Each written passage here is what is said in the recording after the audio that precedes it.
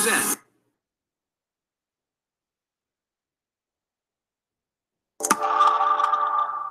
Anyone else like to share? How about you in the back with the glasses, sir?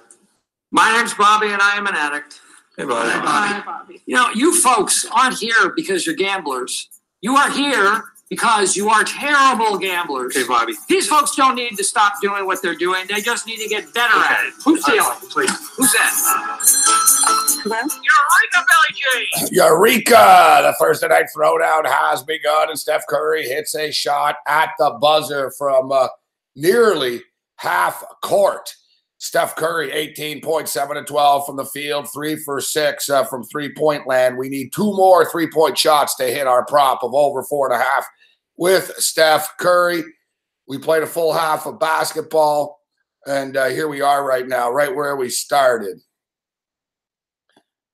56-56, except now the Golden State Warriors are minus -7.5. The Thursday night throwdown has begun to pips the players, the hustlers, the people to bust them, and everybody else in between. The rabbis, the grifters, the bookies, the hangers-ons, and everyone else in between, literally and figuratively, this evening. Teddy Covers will join us from Las Vegas, Nevada. Tonight. Of course, the Stanley Cup no longer in Las Vegas, going to Washington, D.C. And Washington, D.C. has a pretty high bar to try to pass through. So we appreciate you joining us here this evening. Teddy Covers will step up and in. I got to be honest, this game this game has been closer.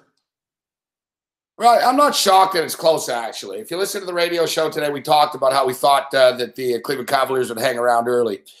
So, yeah, I'm not really shocked by this. But it's more entertaining than I thought it was going to be. More entertaining. Now, surprisingly enough, amazingly enough, the game's not a sellout tonight.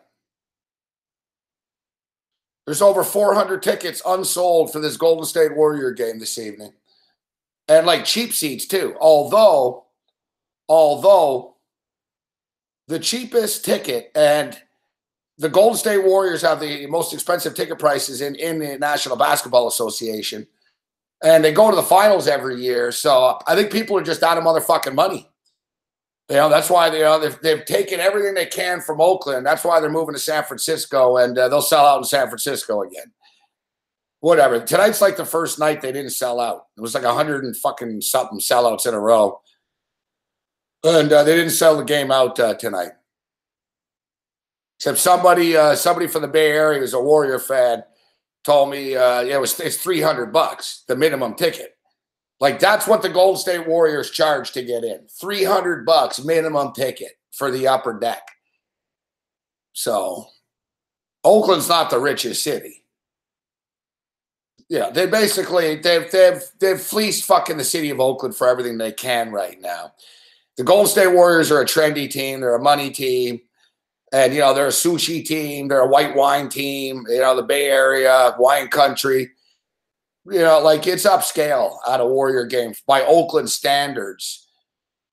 Like, the Warriors have the highest concession prices in the NBA as well. You know, for me, if I was a fan, I wouldn't mind that. Like, if my fucking team has Kevin Durant, Klay Thompson, Steph Curry, and Draymond Green and is obsessed with winning, I'd rather pay. You know, trust me. I'd pay another $5 a fucking beer at a Raptor game if you told me the Raptors were going to get all the superstars in the NBA. You get what you pay for. You know, you get what you pay for. But San Francisco will be a cash cow when they move it onto the pier there, Pier 9, I think it is. All right, so the total was looking real nice. The pace was good, but it slowed down a little bit. You know, listen, they put up 59 points in the first, and they put up 53 in the second. Like I said, there were just a few more missed shots. There's already been a little bit of line movement here in the second half, so let's jump in. So, listen, we all know that the Golden State Warriors are a third-quarter team. Now, before the game, they were -4 in the third quarter. Before the game, they were -4 in the third quarter. Now they're 4.5. It's 8.5 in game right now. So if you want to bet the in game, it's 8. The Warriors are now 8.5 instead of 12.5.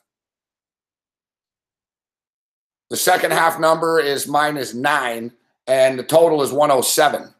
I'm on the over, and I'm on the team total over. I'm on Cleveland over 101. I'm on Golden State over 113.5.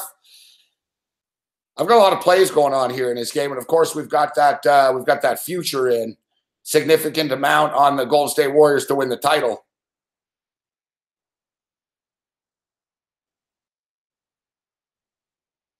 I mean, you know what? This is Golden State's quarter.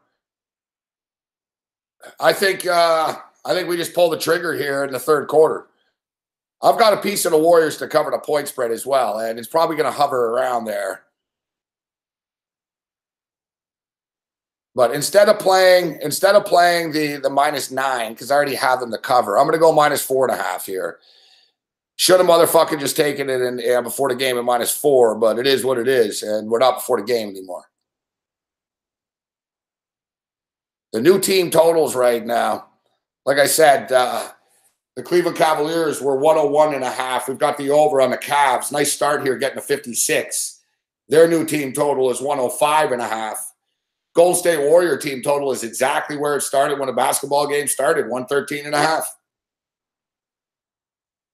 I would expect the Golden State Warriors to step it up right now. That's what they do. They're a third quarter team. So we take a look. We take a look into the chat for the first time this evening.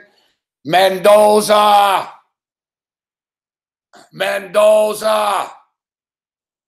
Man, it's like the fucking Colombian cartels in the house tonight, man. We got our boy Mendoza, Carlos Escobedo.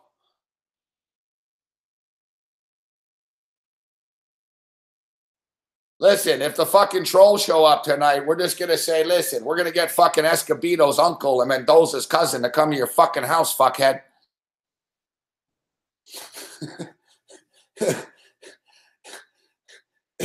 If there's any problems, we're calling you Mendoza and Escobedo.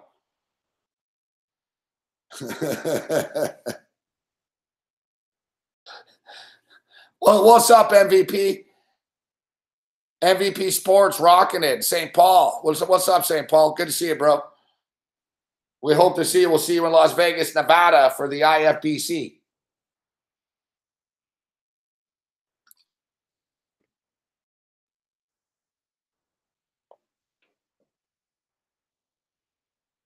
What's going on, Styles? DeLuca, Nick, Amar. What's up, Ryan Rowe? Corrente, Kyle Hamburg. Give us an early thumbs up if you can. Get it out of the way. Support SBR. IFBC's coming up. Roads around the corner, man. G-Cars in the house. What's up, G-Cars? Oh, the radio show host fuckface there, guy. Yeah. I nearly got fired for that. I knew it was a bad idea when I was doing it, but I figured I had to do it. Like and I don't want to talk about this guy, but in our battle, whatever, between me and him, he fucking knows. Like between, one of us showed up at the fucking place to punch each other in the face, and it wasn't him. All right, so he can fucking think what he wants now, but he knows what happened. We all know what happened.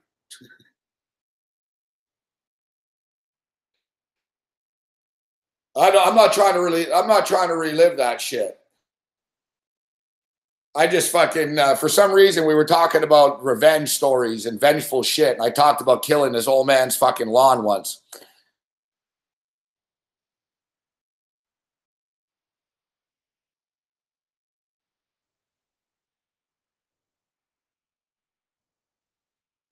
Motherfucker did write about me a couple months ago, about 8 months ago, whatever. He was trying to fucking re-get the feud going and shit, but I don't give a shit.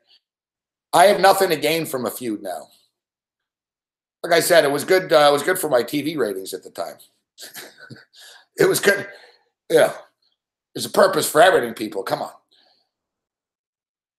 All right. So listen, we've got this. Fuck. All my money's tied up. I should have thought about this before I went fucking insane.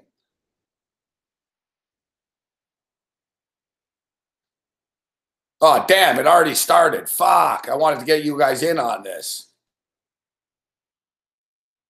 Whatever. If you follow me on Twitter or you're on my Patreon, you would know we are the WNBA guru here at SBR. So, of course, we are we're 3-0 so far. We're 3-0 so far in the WNBA this year. And right now we're on the Seattle Storm. We're on the Seattle Storm minus 11.5, and we're on the Seattle Storm and the Las Vegas Aces over 169.5. I didn't, you know, what's funny? We wanted the hockey team to be the Aces. That's what people in Vegas voted for. Like, you know, when they do like the newspaper polls and shit like that, that's what people in Vegas voted for. They wanted the Las Vegas Aces, and they went with the Golden Knights instead. And it was actually going to be the Black Knights. That's what they wanted to be called. They wanted to be called the Las Vegas Black Knights, but Army fucking put their foot down and said you can't be called the Black Knights. And the guy that owns Vegas, the owner of the team, like went to fucking Army and shit. He went to West Point.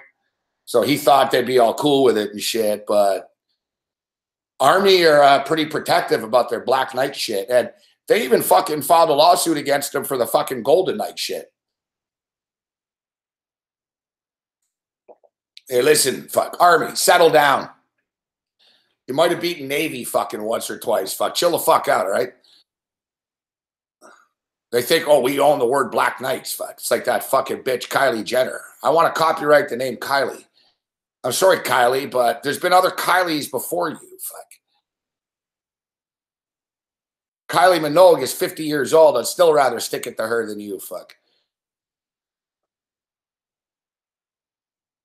All right, so yeah, we're taking the third quarter here, minus 4.5. Golden State Warriors.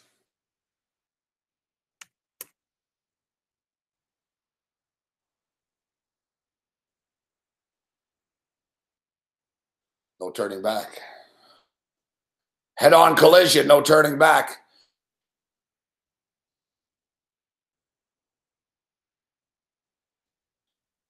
Yeah, that's unbelievable. So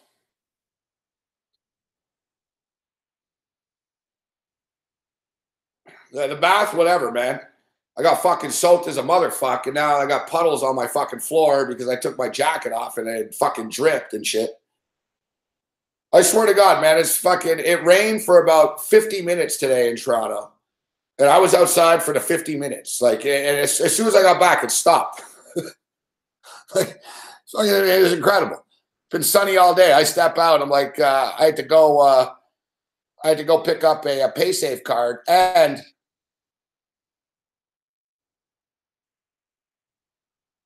I went to Pizza Hut tonight. It was a Pizza Hut night.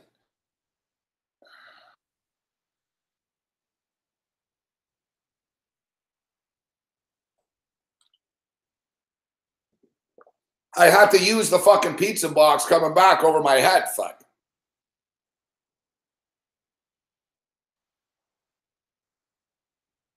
Bring an umbrella. What do I look like? Fuck. Mary Poppins?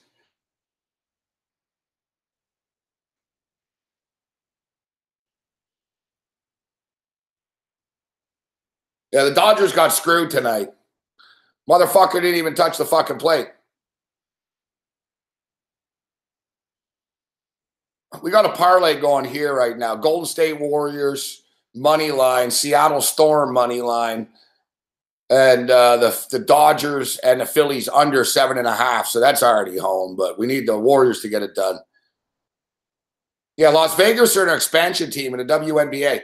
Listen, guys, the WNBA has been pretty good. Listen, I've been 3-0 so far this year, but there's a big pattern going on right now in the WNBA. That is of road underdogs against the spread. They're 16-10. It's a pretty significant number, actually. They're 16-10. It's like 68%. It's like they're 16 or 64%, whatever the hell it is. They're 16-10 against the spread.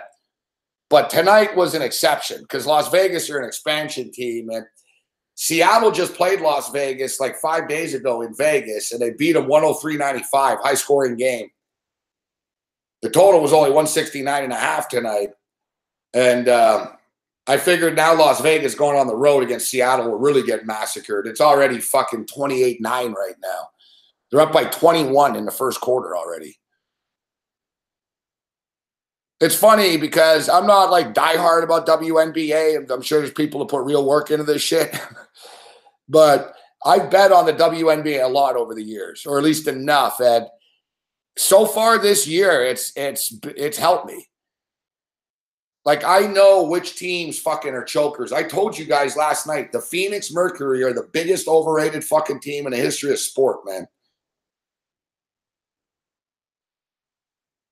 All right, so we're on the Golden State Warriors, minus 4.5 in the third quarter. Let's get this. Bring it home, baby.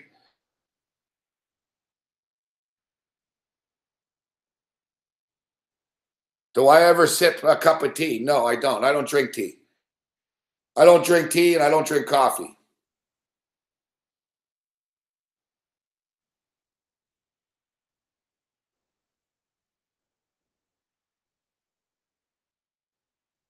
I've only had a cup of coffee, I think, like once in my life. I have no interest in drinking coffee. I remember I had a coffee in like fucking 1984. It's like the last time I ate a hot dog. I ate a hot dog once in the 80s. I haven't eaten a hot dog since. And I haven't had a cup of coffee in about 40 years, 35 years. I had a cup of coffee once when I was like 12 years old. I was all hungover once, and I fucking had to go to school in the morning. I figured coffee would help me.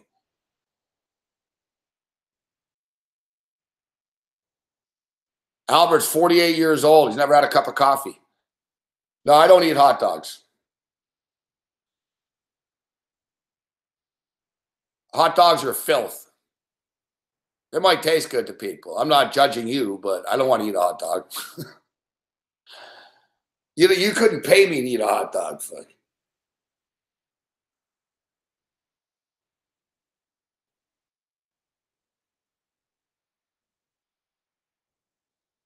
No, man, I'm a weirdo though. There's a lot of things that I don't do and shit that I don't eat. And look, I didn't drink water forever in my life.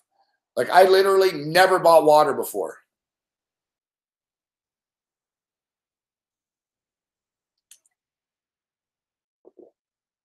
And then my inside started to harden and I had physical problems. Now I drink water, as you see.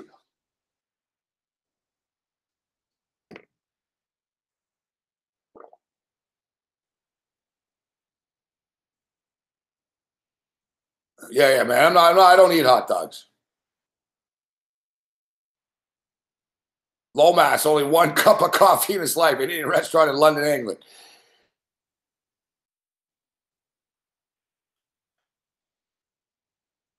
All right, we got some points out of the gate here. 64-59. We're up by 5. Let's go, Golden State. Should we do it? Should we put the jacket on? Should I put the jacket on, boys?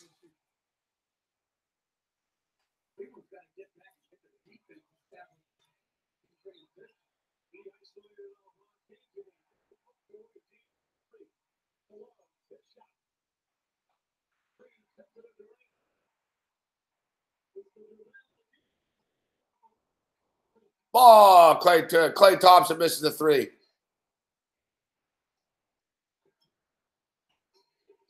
Yeah, we were talking about me and Cam Stewart. We're talking about like bets, what we would like. We had to challenge something. So basically, long story short, if you're listening to the radio show today, Cam Stewart actually wanted to fucking drink some fucking bathroom and glass cleaner. So we were talking about, well, if the Cavaliers beat the Golden State Warriors, we'll drink the fucking bottle of fucking we'll drink the bottle of cleaner. But we're like, yeah, that might kill us and shit. I'll show you the cleaner.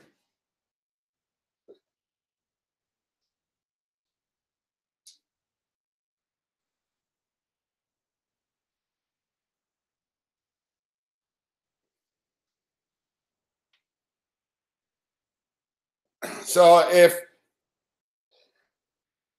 they if the Golden State Warriors fucking lose to the Cleveland Cavaliers, Cam says he'll do a shot of kitchen and bath.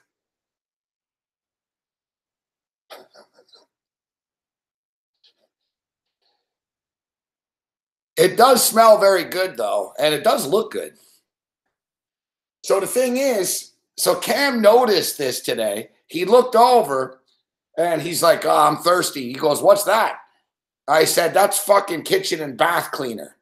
And I said, it's funny because last night I actually nearly drank this because I'm an idiot, because I'm a weirdo. So for some reason, I ate last night at about 4 in the morning in the dark, and I had a bunch of bottles in front of me, and I picked this up, actually, and I nearly drank from it. I was like Homer Simpson with the acid. I nearly killed myself last night. I nearly drank this. So being like who I am, I didn't put it away. I left it on the dining room table. So with no top on it. So Cam noticed it, and I said, yeah, I nearly drank that shit last night. He goes, it looks pretty good. Let me see it. So he smelt it, and he goes, smells pretty good. And he goes, man, it looks fucking tasty. It looks good. I said, it does look good. I said, it looks like a mint julep. I said, it does smell good, too. And then I swear to God, man, like he kept picking it up and sort of like he was tempted to give it a taste. So I was like, yo, don't taste that, huh? I was like, what? Don't, you know.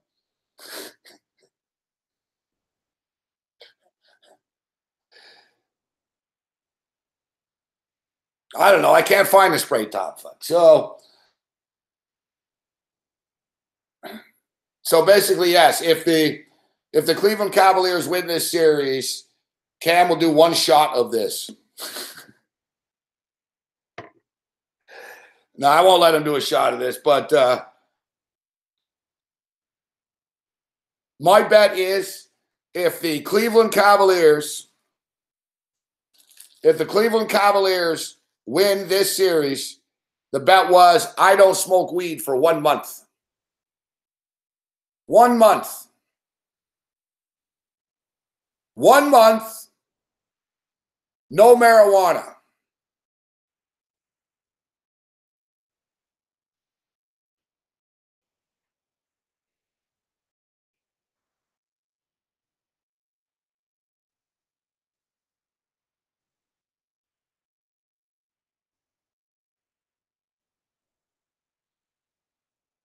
Yeah, it was Nick Pop or Giorgio's suggestion.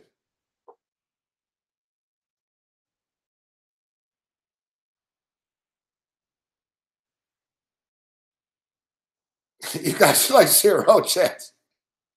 Yeah,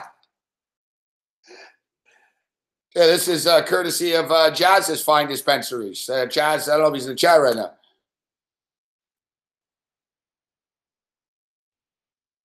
I don't know. Jazz, listen, Jazz offered me $5,000.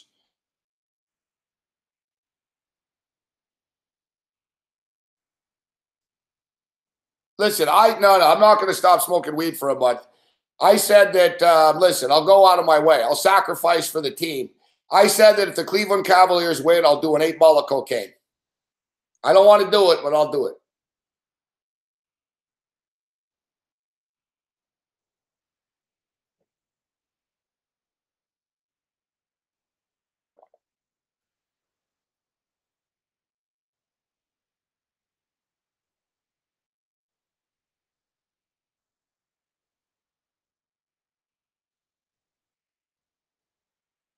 Jazz is willing to bet me $5,000. Jazz is willing to bet me $5,000. He says he's willing to pay me $5,000 if I can stay in St. John, New Brunswick for 90 consecutive days.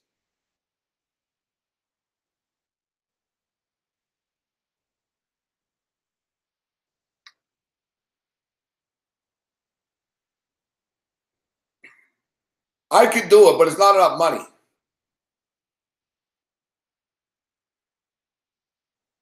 It's like, fuck, how's that not a foul? Fuck.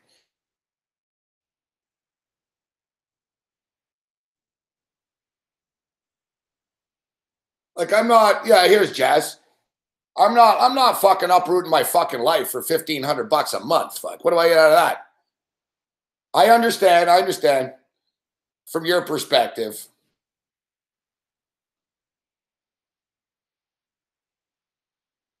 Exactly. $15,000. $15,000.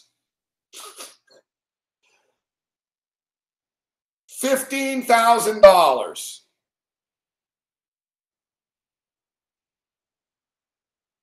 What's up, Matt Varnum?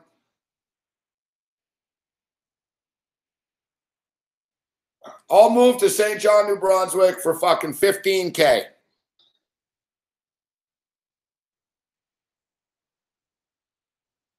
True, plus expenses. The expenses are cheap there. What Jazz, what are we going to do? I got to get an ankle bracelet? It'd be fucking awesome. We'll get like me an ankle bracelet. Fuck. We'll go to like a fucking spy shop and say, listen, we need a GPS tracker ankle bracelet. Because Jazz, I asked Jazz, am I allowed to go to Halifax or Moncton? He's like, no, you can't leave the fucking city limits. Fuck. You can't leave the city limits. So what are we going to do? We're going to get me an ankle bracelet, a GPS tracker and shit like that. So you fucking see. Hey, look at Morency today. You can track me, poor bastards on Main Street and Union in St. John right now. I'll be. What do you mean I can't be trusted? That's what I'm saying. I'm willing to put the fucking tracker on. I'm willing to put the fucking GPS tracker on. Like, you know, the ankle bracelet.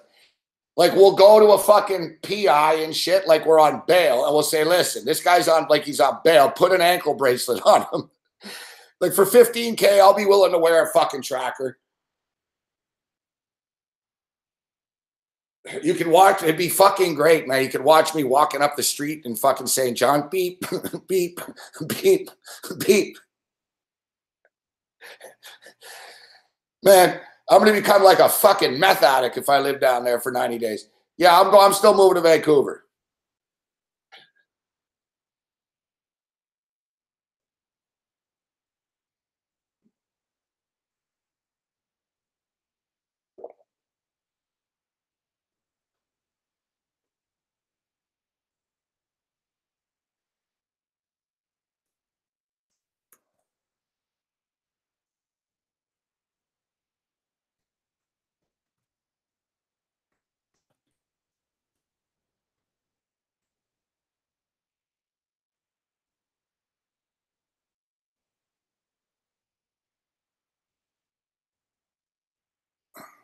So the idea comes from the John Hennigan bet. Poker pro John Hennigan was bet that he couldn't spend a consecutive 6 weeks living in Des Moines, Iowa.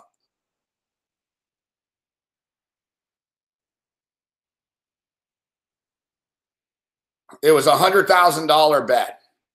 Somebody bet him. They said, listen, I'll give you $100,000 if you could fucking live in Des Moines, Iowa for 6 consecutive weeks. Hennigan took the bet happily, planning to spend the time chilling and playing golf. However, the people that devised the bet knew Hennigan better than himself. He didn't last the full 6 weeks. Hennigan couldn't last a week. He came back to Las Vegas after 2 days. After 2 days. That's a pretty quick tap out. For fuck's sakes, the Warriors were fucking pulling away. Now suddenly it's 68-68.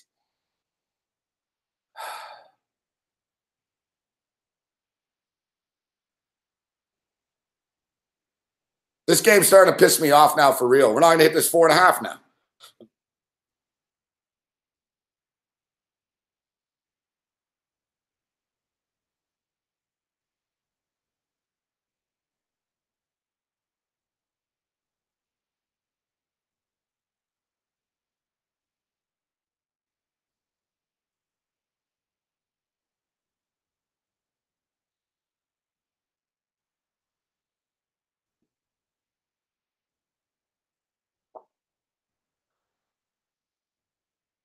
Where's Blanchard's dating too much? I'm out of the loop. What the fuck is Gabe, LOL? I'm not really sure what that means, Blanchard.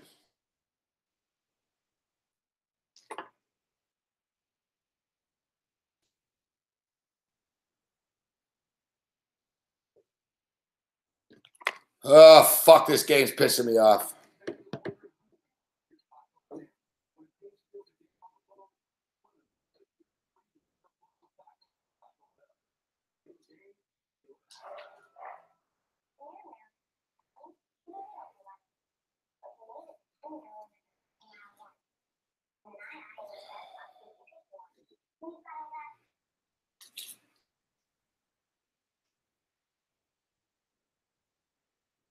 Total 213.5 right now. It is slowing down a bit. In-game number is 7.5. Third quarter line now is 2.5. Listen, Golden State, all it takes is a couple of three-point shots, but it's frustrating because it was looking pretty good.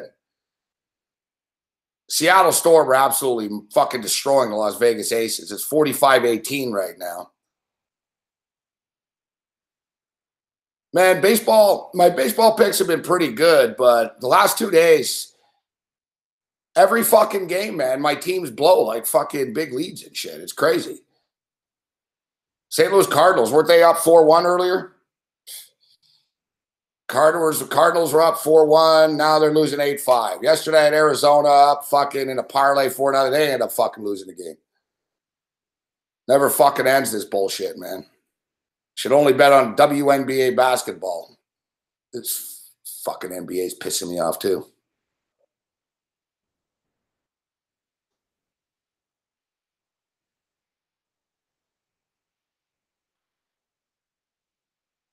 Well, we complained. We wanted a close game. 56-56 after the half. They've just played half of the third quarter, and it's 68-68. So maybe these teams are a closer match than we thought. It's sort of going the way I sort of thought in a sense, but I thought Golden State would start to pull away right around like now. In that Golden State are kind of bored. They don't have the same killer instinct that they've had in past years. But they go on these runs. I sort of pictured Golden State not being great, but then just sort of winning in 4 or 5 anyways and getting through the games, right?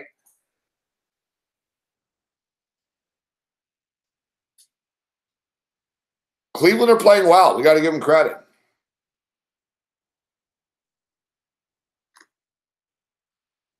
I'll be curious to see what the television ratings for this are, if people are tired of this or not. I'll tell you what. I mean, facts are facts. This game isn't sold out. Las Vegas, you can't get a fucking ticket for less than fucking $1,300. Washington, D.C. tomorrow. Or, excuse me, Saturday night, Washington, D.C., same shit. It's like minimum $1,000 to get in. It's sold out. NHL pregame show was much better than this NBA shit. NHL's on a little roll this week. Kevin Love for 3. Misses. Get the fuck Golden State. You guys never get fucking rebounds. Where was the foul there? I don't see a foul.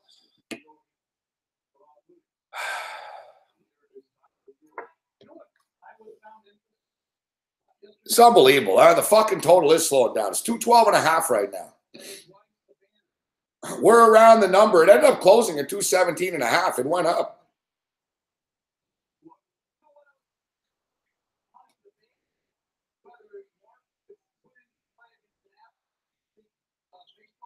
I got to send Teddy a message. LeBron hits a shot again. 70-70.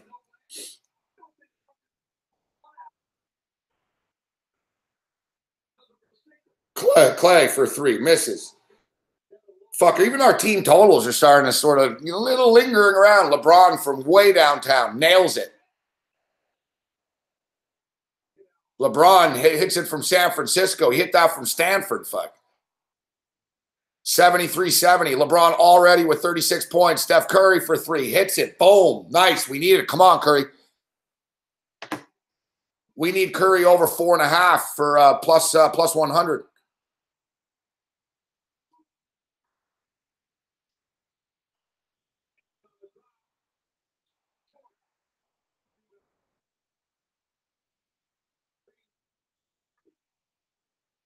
The fucking phone won't fucking turn on.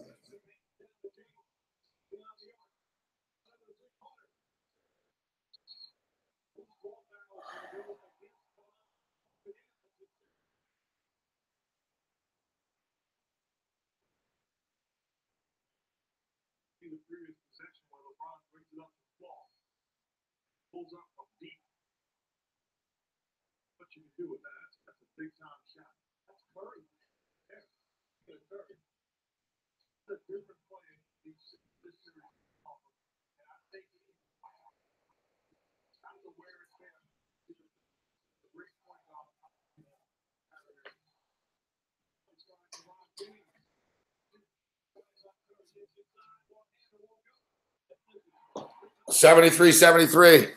Golden State on the fast break. Kevin Durant. Foul.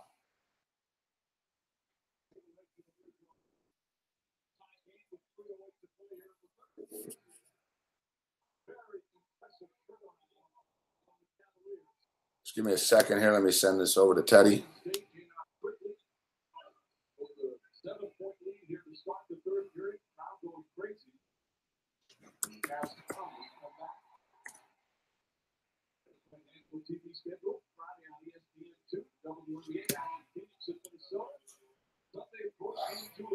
All right.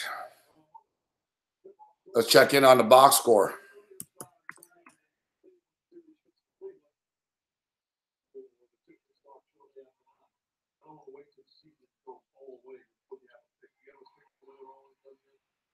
$75-73. 3 minutes left suddenly in the third quarters. Game's cruising.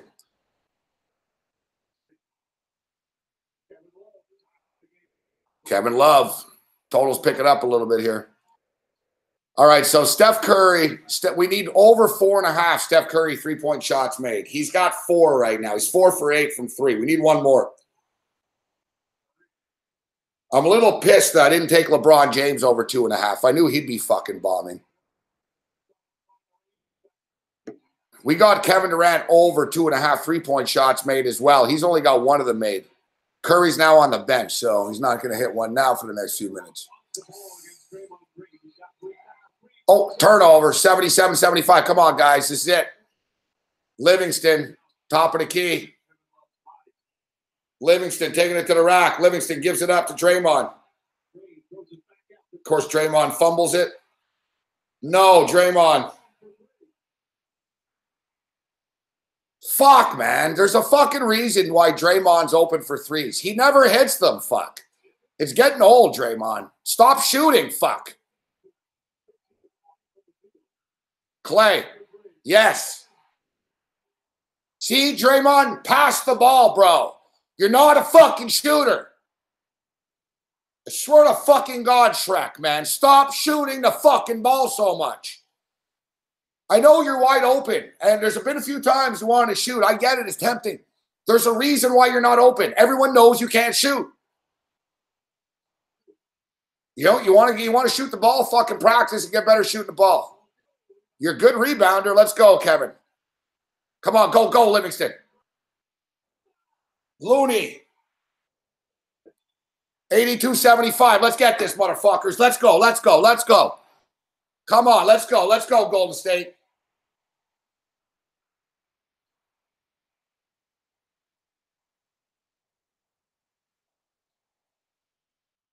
We had long performance in Iraq. Really grateful that USA was able to take care of my family while I was overseas serving.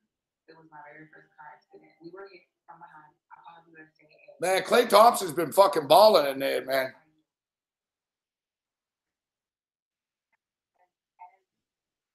The thing is, we're laying 4.5. We're laying 4.5. We're not out of the stress zone yet.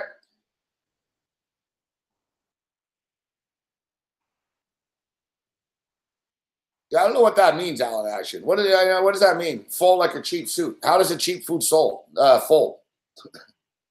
Like, what happens to a cheap suit when you fold it? And you're not supposed to fold any suit.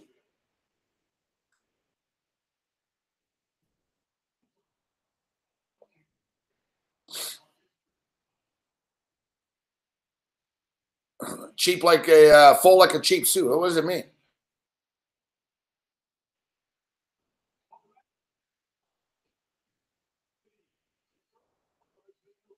Exactly. It's like a cheap tent. Well, a cheap tent you can picture a shitty tent collapsing. But I just don't know. Like, what happens when you fold a cheap suit? And who folds suits? It's just, it's a weird saying. I'm going to blow your guys' mind about, I'm going to blow your mind about club sandwiches in a minute too, but let's just get through this shit. Miss the shot. Come on, Corver. Miss the shot. Miss the shot. All of you. Miss. Miss. Fuck you, love. Miss. Fuck.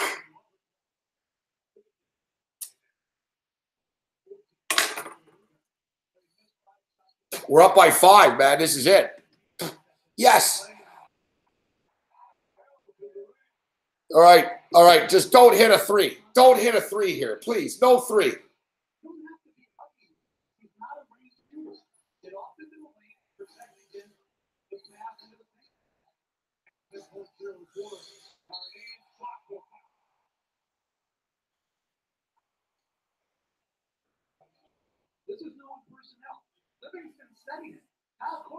It fell apart like a Chinese newspaper. Yeah, no offense to anyone Chinese here, but fall apart like a Chinese anything's pretty good. It's like Rodney Dangerfield. At first, everything was going great. Then it fell apart like a cheap Chinese umbrella. Miss, good.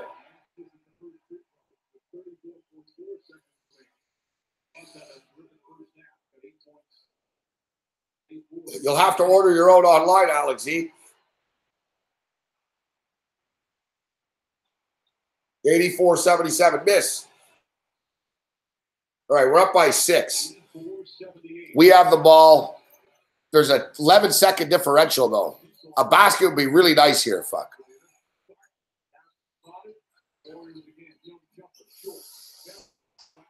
Oh, fuck off.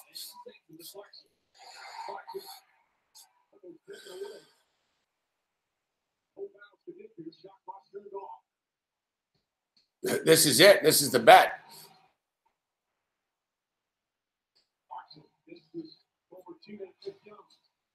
Yes. Yeah.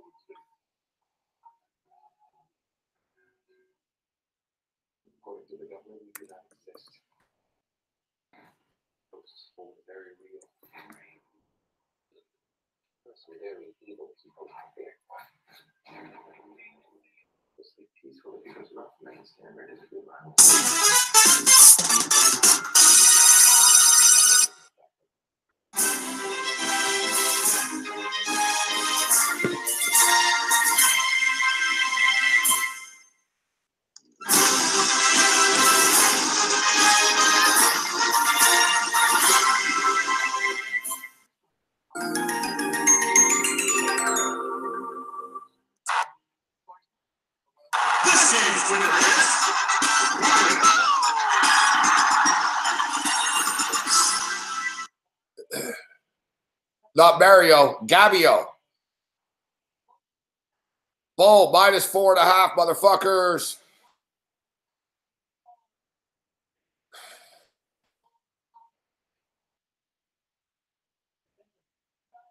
Damn right, man. We hit that. How many of you guys hit that shit?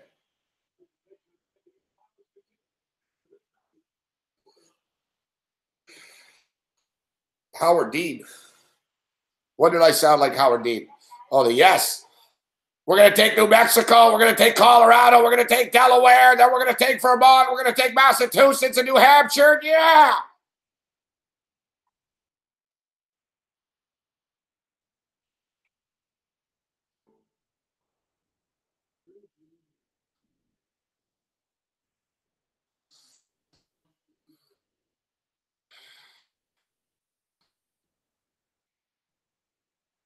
Good shit, Kylo Ren. That's the thing with the Warriors. They just go on those little runs.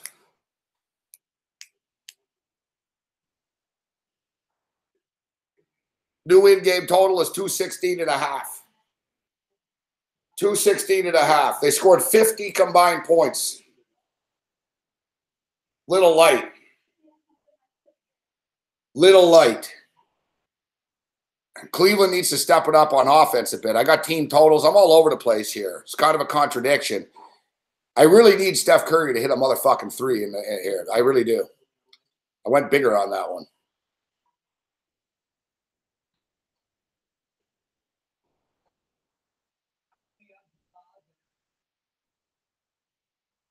We'll hit the NHL and everything else that's going on in the world of sport after the basketball game.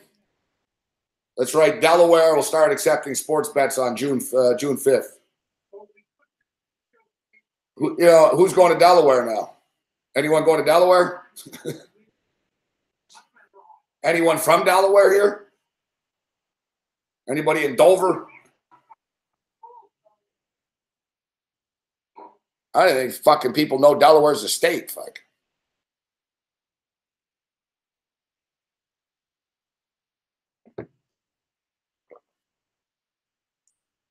Like, a lot of times, like, a state will have, the basketball team or something. But the Blue Hens, their football team's not completely terrible. That's where Joe Flacco played.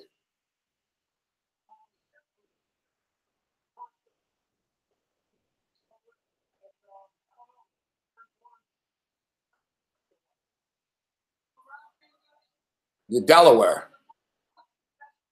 Whatever. Yeah, whatever. There's something in the fucking Declaration of Independence or whatever. I don't know. I know Delaware is one of the old states, but nobody cares about Delaware. Sorry, Delaware. Like, Delaware might be the most, like, sort of, what is the most irrelevant state? What's the most irrelevant state that, like, the average American sort of like, what? Like, I don't know. Fuck. I'd have to say, like, South Dakota. South Dakota has a basket. No, Rhode Island, the Rhode Island Rams. Kansas. I'm personally thinking South Dakota and fucking Delaware. Like, and like you need a college team or something. Like, even like some of the, the smaller fucking shithole states have, but they got that football team or they got, you know what I mean? It's like, Delaware really doesn't have anything. Fuck. They have the NASCAR race, the Monster Mile.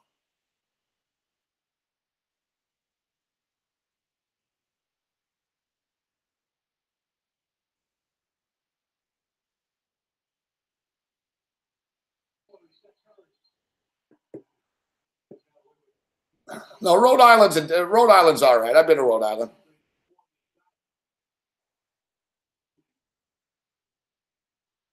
Bruce Chad's a Bluehead fan. Brad's Drew's gonna be your buddy now. Brad says fuck California.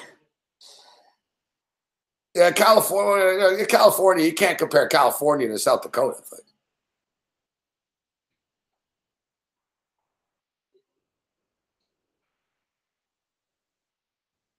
Indiana. Yeah, New Hampshire. New Hampshire is not bringing a lot to the table. Fuck.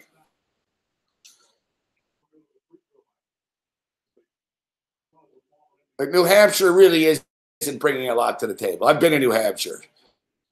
When you're in New Hampshire, all you really ask yourself is, fuck, how much longer is it till we're in Boston? New Hampshire is just one of those places you go through, like, on the way to Boston,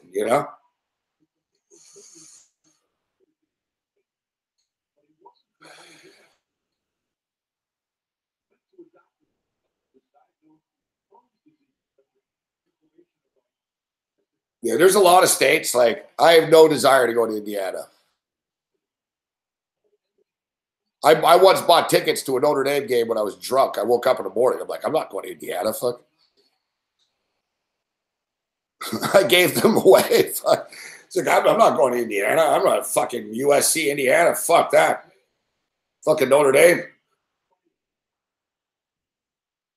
I told you, though, I want to go to West Virginia.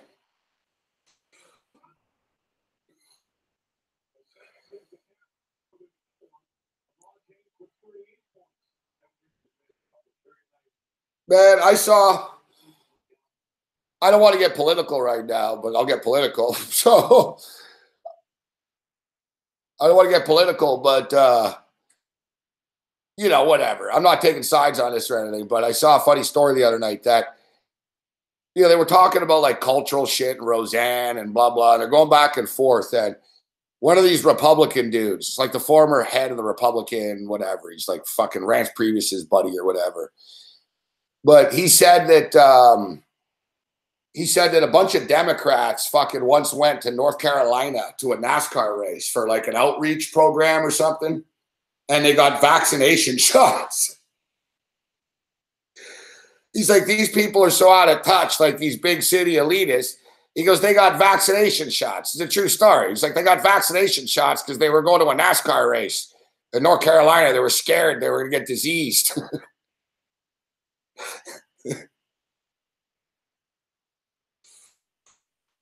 Have I ever been to Detroit? Yeah, I've been to Detroit. I've been to Detroit many times. I like Detroit. I don't mind Detroit. I'm a Michigan Wolverine fan, so I was in downtown Detroit. I even went to like this black fucking market fucking festival and shit. I was like the only white guy. My girlfriend's black. Fucking, I stuck out like a motherfucking Detroit. Let me tell you.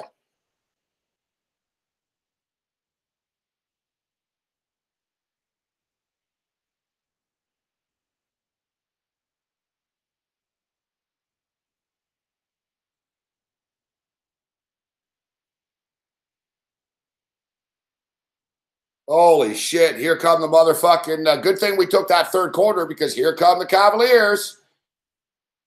Here come the Cavaliers.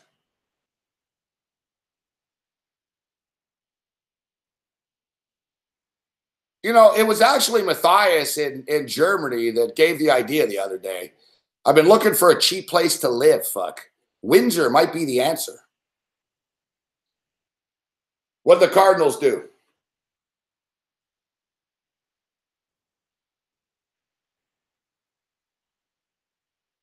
Fucking right. St. Louis Cardinals just put up a 5-spot. Munoz just fucking scored. Somebody just hit a 3-run fucking home run. Boom, we're on the Cardinals. We need the Cardinals. Let's go, Cardinals.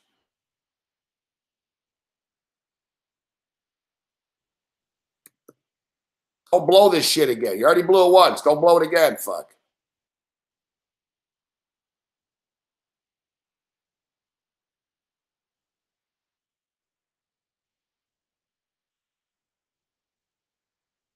That Munoz just fucking smashed the home run. 2 home runs tonight for Munoz.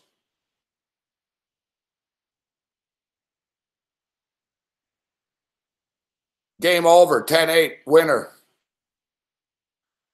What's that? What did you say? Did you say winner?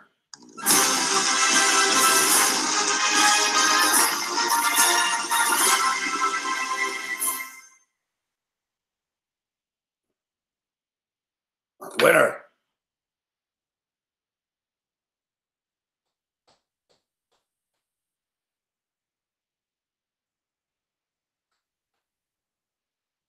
Never in doubt, motherfucker. That's right, Colorado. Come to Minnesota. I've been to Minnesota, Bachelor. I did a show in Minnesota.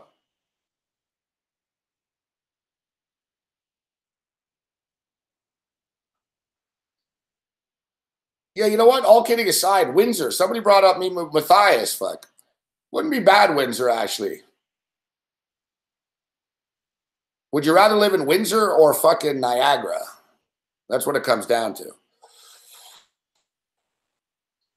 You live in Niagara Falls. You're closer to Toronto.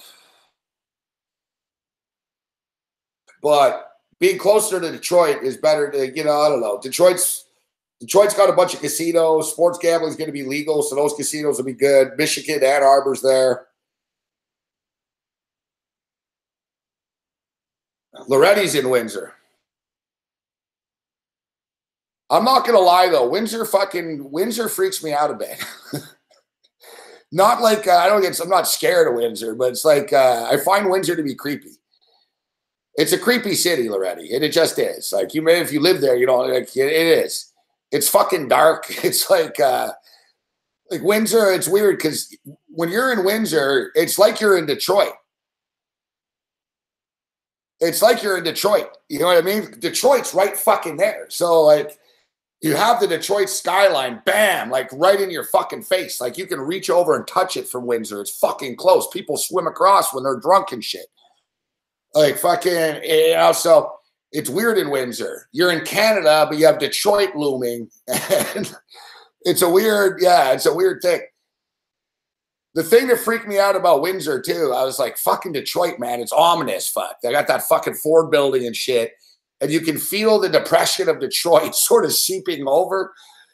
It's like RoboCop. It really is. Like Windsor reminded me of RoboCop. I was like, fuck, man. It's like a fucking gang's gonna come out with a fucking like rocket launcher and fucking kill me in a second here.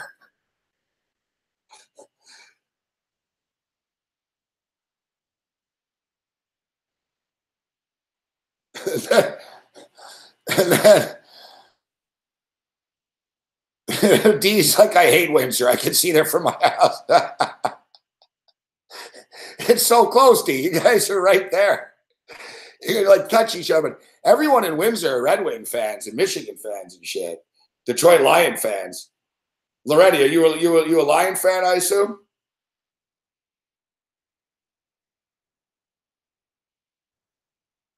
But I swear to God, man, Windsor, every second fucking store is a massage parlor. Fuck. Oh, fuck, Durant. I thought that was going to go in.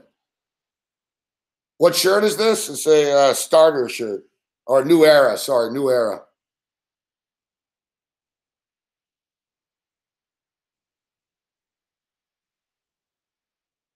New Era. It's not bad, this shirt. It's cool.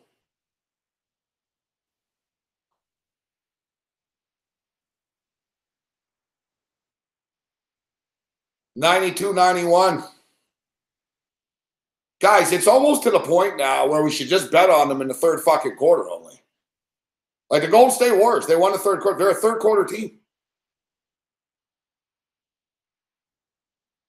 They didn't cover the first fucking quarter. They didn't cover the first half. They covered the third quarter. That's all. So far.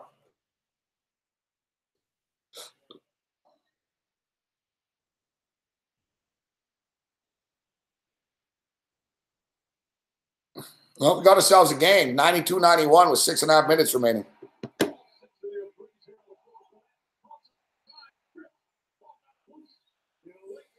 One thing that's interesting about this, settle down, LeBron. Fuck you, LeBron. Settle down, LeBron. You're playing Golden State now, bro. You're not the only fucking star on the floor, kid. Settle down, fuck. Like, that's what I was going to say earlier. It's refreshing that LeBron's not getting every call suddenly, and he doesn't like it. Settle the fuck down, LeBron. It's a fucking foul, man. Fucking Nance bumped into him. What are you bitching about, LeBron?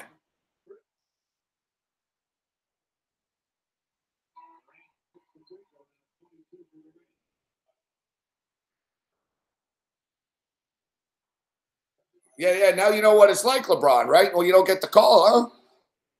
Settle down, dude. Kevin Durant's a star, too. Suck it, fuck. Nance fucking bumped into him. Settle down, tee him up, fuck. Give him a technical. Oh, yes, tipping.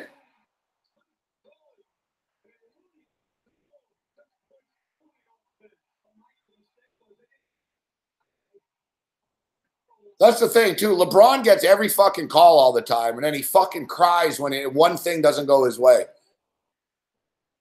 Watch, now he's going to take it to the rack and dunk it all pissed off. Fuck. This is the three. Oh. Kevin Durant fucking scooped it, but scooped it right to fucking green. Here's LeBron with the basketball again. It's the LeBron James show. LeBron at the top of the key. They're battling. Fuck. They're trying to set him a screen. 6 to shoot. LeBron into the paint. Coughs it up. Durant fouled. Now LeBron's crying on the other end. Fuck you, LeBron. Fuck you. You get every fucking call in every game. You shouldn't even be playing, fuck, right now. The Indiana Pacers should have beaten you. You fucking goaltended the ball on Oladipo. That's the thing with LeBron. I'm not going to deny he's a great player, but fuck, he's a bitch, man. And fuck, you get every fucking call, bro. It's nice to see. Like, LeBron's going to fucking snap soon because he's not getting every call. Come on, Curry. Hit a three. Hit a three. Fuck. Curry, what the hell was that, Curry?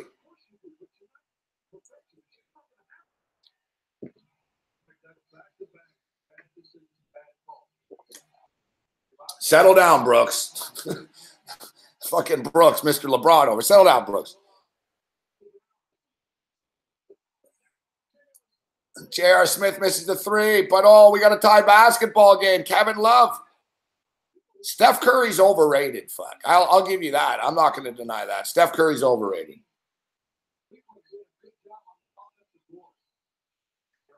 Kevin Durant. J.R. Smith on Durant. Durant at the three-point line. Kicks it out. Draymond. Fuck me.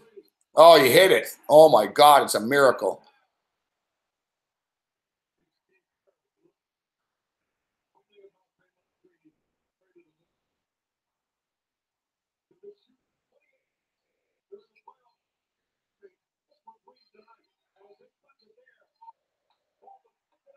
Draymond Green. They said Draymond Green shooting 27% from three. That's why everyone leaves him open. It's like, whatever, if he's going to take it. Curry, please. Yes! Yes! Yes!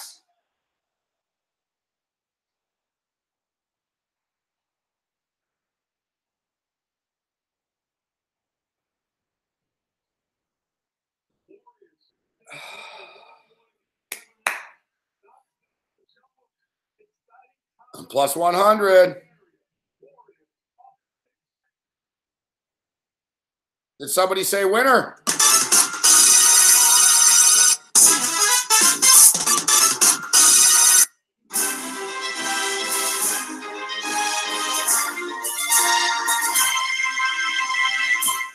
Man, it's like fucking Donald Trump, man. We're going to win so much, you're going to get tired of winning.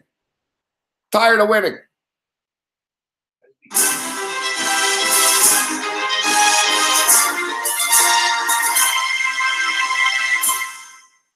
Boom, plus 100. Steph Curry, over 4.5 3-point shots made. Cash it. Boom. All right, let's get that, Kylo Ren.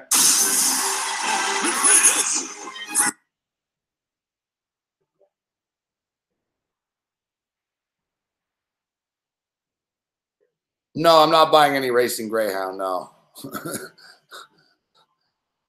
No Racing Greyhound. We're out of the racing industry for a little while.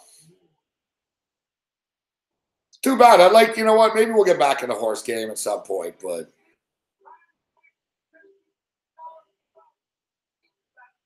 if I ever get involved in horses again, I'm not getting involved in this lowbrow shit. I'll get a fucking thoroughbred and shit in at Gulfstream in Florida or something. Like I'd rather own 5% of a fucking horse at a bigger track than own fucking all this percentage of a fucking shit ass horse at a shit track.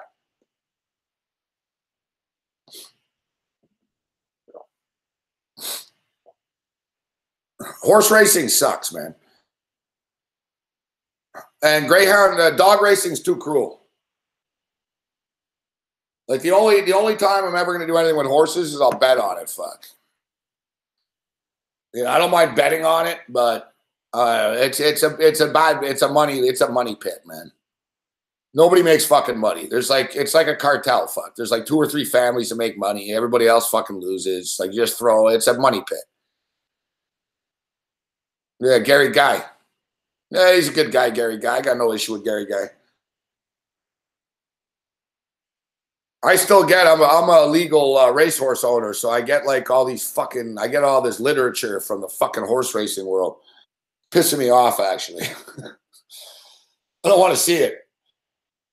I'm like, fuck, whatever, man. Fucking. Got all these fucking turf magazines and fucking this and that.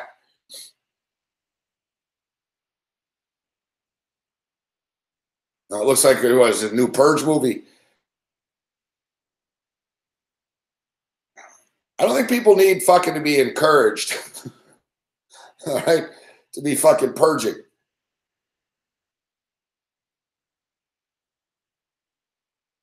I don't know if it's the Purge, but it looks like it would be. It looks like a black purge.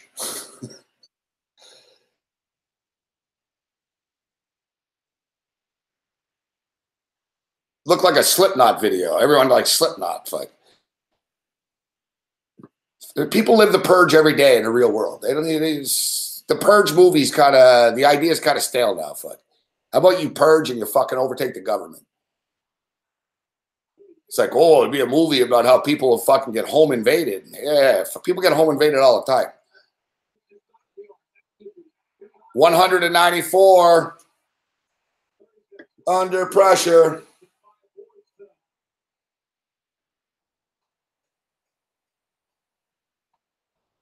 I don't think he will win the Triple Crown, Kylo Ren. No, I don't think he's going to win.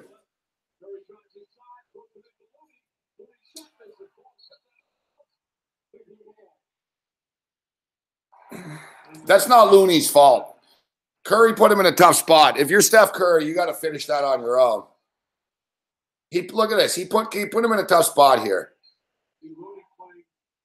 Like, Looney's open, but LeBron James he's right there to guard him, you know?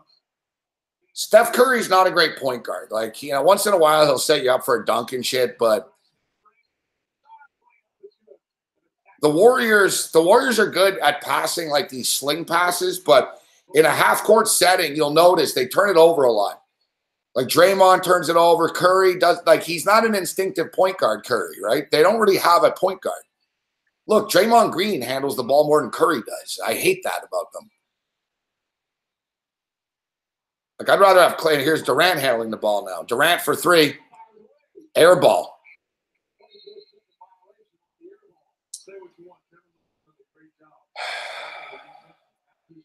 Fucking Durant, man. You haven't hit shit fucking threes, man.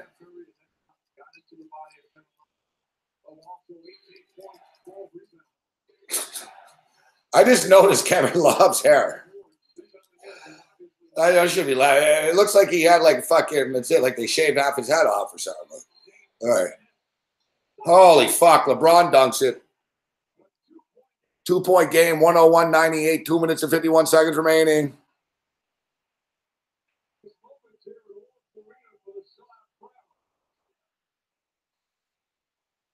Yeah, LeBron with 44. It's insane. Curry. 102. 102.98. This total's just dead. The total's dying.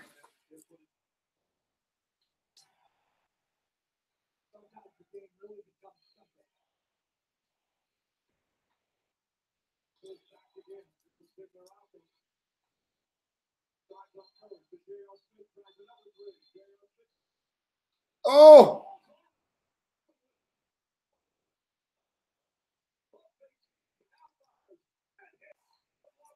Fuck, Kevin Love's good, man. People shit on Kevin Love. I always defend this guy. He's good. 102, 101. Under 2 minutes remaining. Steph Curry. Banks it. Oh, a little casually. Tried to do a little teardrop. Cleveland can take the lead with 1 minute and 40 seconds remaining here. Holy shit. Yeah, give us overtime. Overtime's good for the totals. Thanks, predictions guy. We're going to mix it up a bit, but I wanted a little space for the games here. Oh, Green misses the three. 102, 101. Motherfucker, guys. I've got the Cleveland Cavaliers team total over 101.5. I need another fucking half point from these guys. I don't know if they're going to score again either. Fuck. Durant misses. 102, 101 still. Holy shit. High drama. 1 minute and 5 seconds left. LeBron James slowing things down.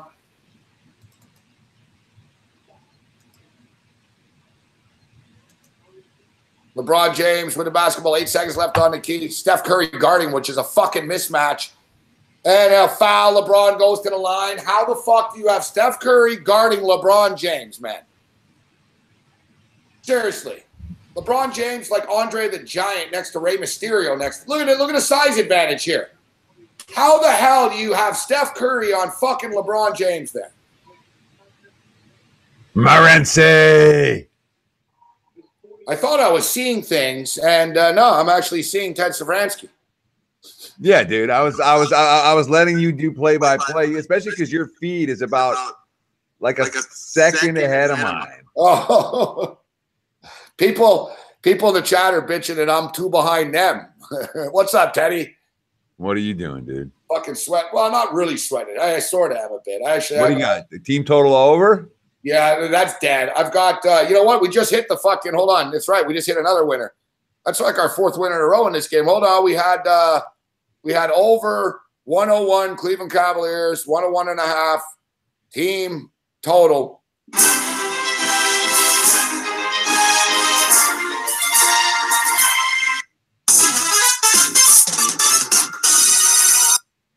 Winner. Clearly. Hey guys, gaming. Yeah, winner. Winner there. But my team total, the Cleveland Cavaliers, at 113.5, not looking very good right now. Teddy, are you feeling overtime here, buddy? No. I got Cleveland for the series. I got Cleveland money line. I got Cleveland plus 13. Oh, you jumped in. You went contrarian, all in on the Cavs, huh? I didn't. All day today. I wasn't locked in on Cleveland for 3 days from the get-go. I really wasn't. And the more I thought about it and the more headlines I saw, I was saying biggest mismatch ever. And the fuck are you guys watching? I don't care what the stats say. What did you watch with your eyes? And I watched Golden State about to lose to Houston if Chris Paul's healthy. I watched Cleveland overcome adversity multiple times in those seasons. All right, here we go, Teddy. 103, 102, 104, 102. Cleveland Cavaliers. Whatever. We're live. I'm live. What do you have? You didn't lay it, did you? No, I just hit a third quarter bet. I want overtime here. Sure. All right, come on. First half as well. Yeah, I had some Cavs first half as well. Offensive foul. Unbelievable.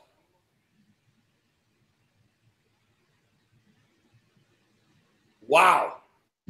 Biggest miss ever. I like that call. LeBron was moving. This is what got me, Gabe. LeBron fucking moved right in the middle of them. Oh, yeah. This is what got me, okay? Right? Watch a replay 15 times. It's not going to do you any good. Change the call. One of the refs is going to overrule him. Do you remember Spurs, Cavs, LeBron's first finals? Cavs, Spurs, yeah. Well, pretty much. What do you got? Pistons. The Pistons had been the beast of the East, and LeBron had that game. I forget if it was 5 or 6, where he scored like 26 straight points in the quarter, and the Cavs rallied back to win, and they got to the finals. The second best player on the team, I don't know, Drew Gooden, Boobie Gibson. He had a bunch of big shots in their playoff run. They were against the Spurs team, 3 rings, right?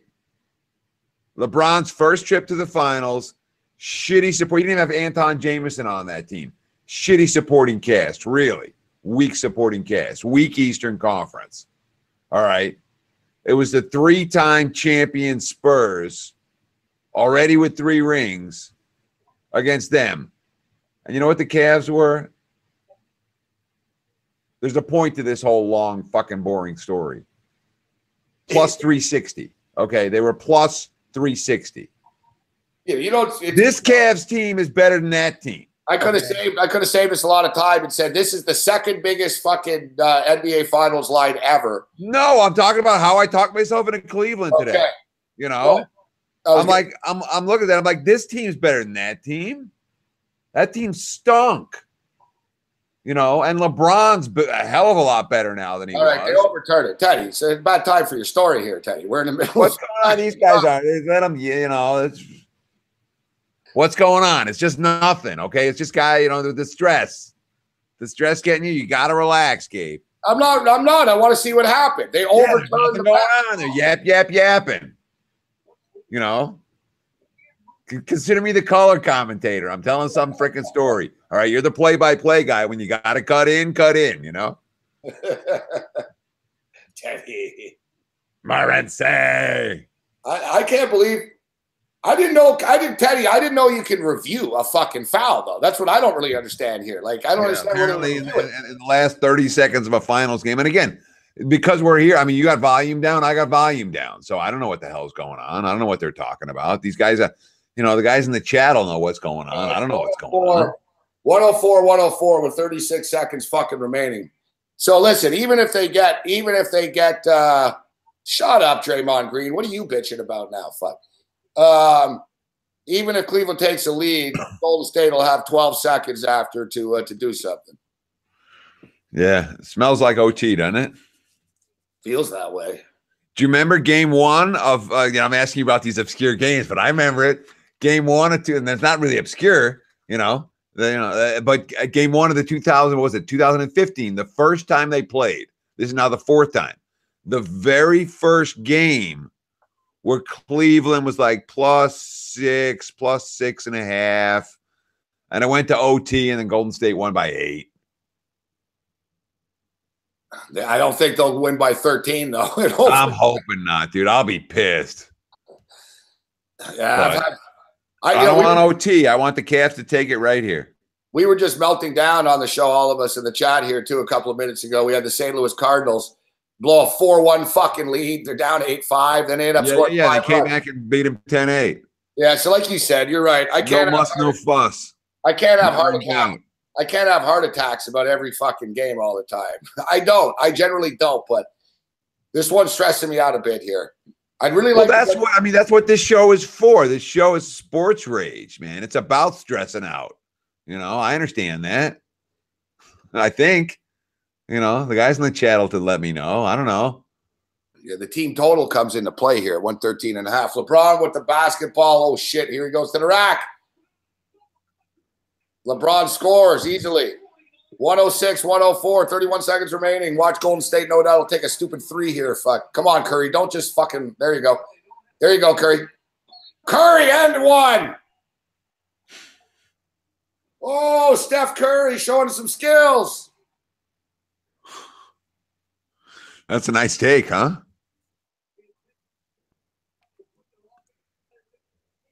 That's a nice take to the hole with the game on the line in the finals, dude. In the past, he would have fucking stopped up and, I'm going to pop one up for 3. Yeah, he was determined there, wasn't he?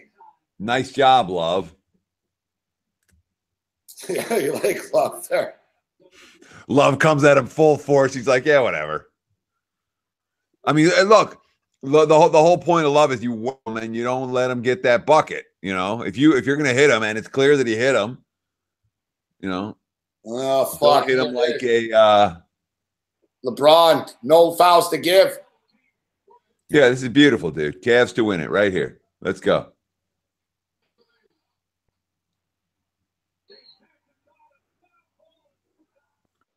You got time. Oh, that's exciting. Holy shit. They're going to the line. Tristan Thompson's going to the line. The fuck are you doing, Klay Thompson? Fuck, man. No, George Hill's going to the line. Miss. Oh. Fuck. He's going to fucking. Get it. 80% free throw shooter, 81% in the playoffs. Motherfucker doesn't miss. Yeah, I was really worried when you said Tristan Thompson. But no, it's not.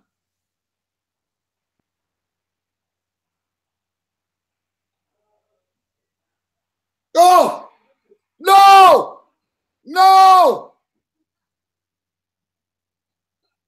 Oh, What the fuck? The dude on the Cavaliers, J.R. Smith, got the rebound. Oh my God, overtime! Yes. over rejoice. Yes, that's a fuck. That is such a J.R. Smith kind of play, man. They got the look at that. Fuck. How much is he? Okay, he gets the rebound.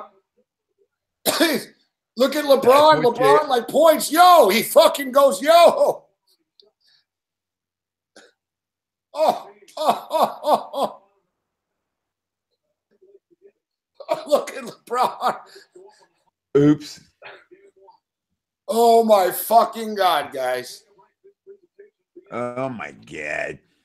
Oh my freaking God. All right, we had the over in this game. You know what that Over bettors rejoice.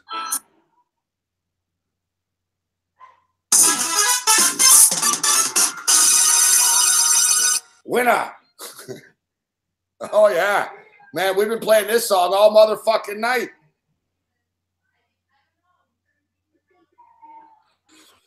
All right, hang on. I'll be right back. Sorry, Teddy. All right. Wow. And the internet blows up. Teddy's about to go put his fist through the wall. Is that what you're going to do, Teddy? Teddy's going to smash something right now.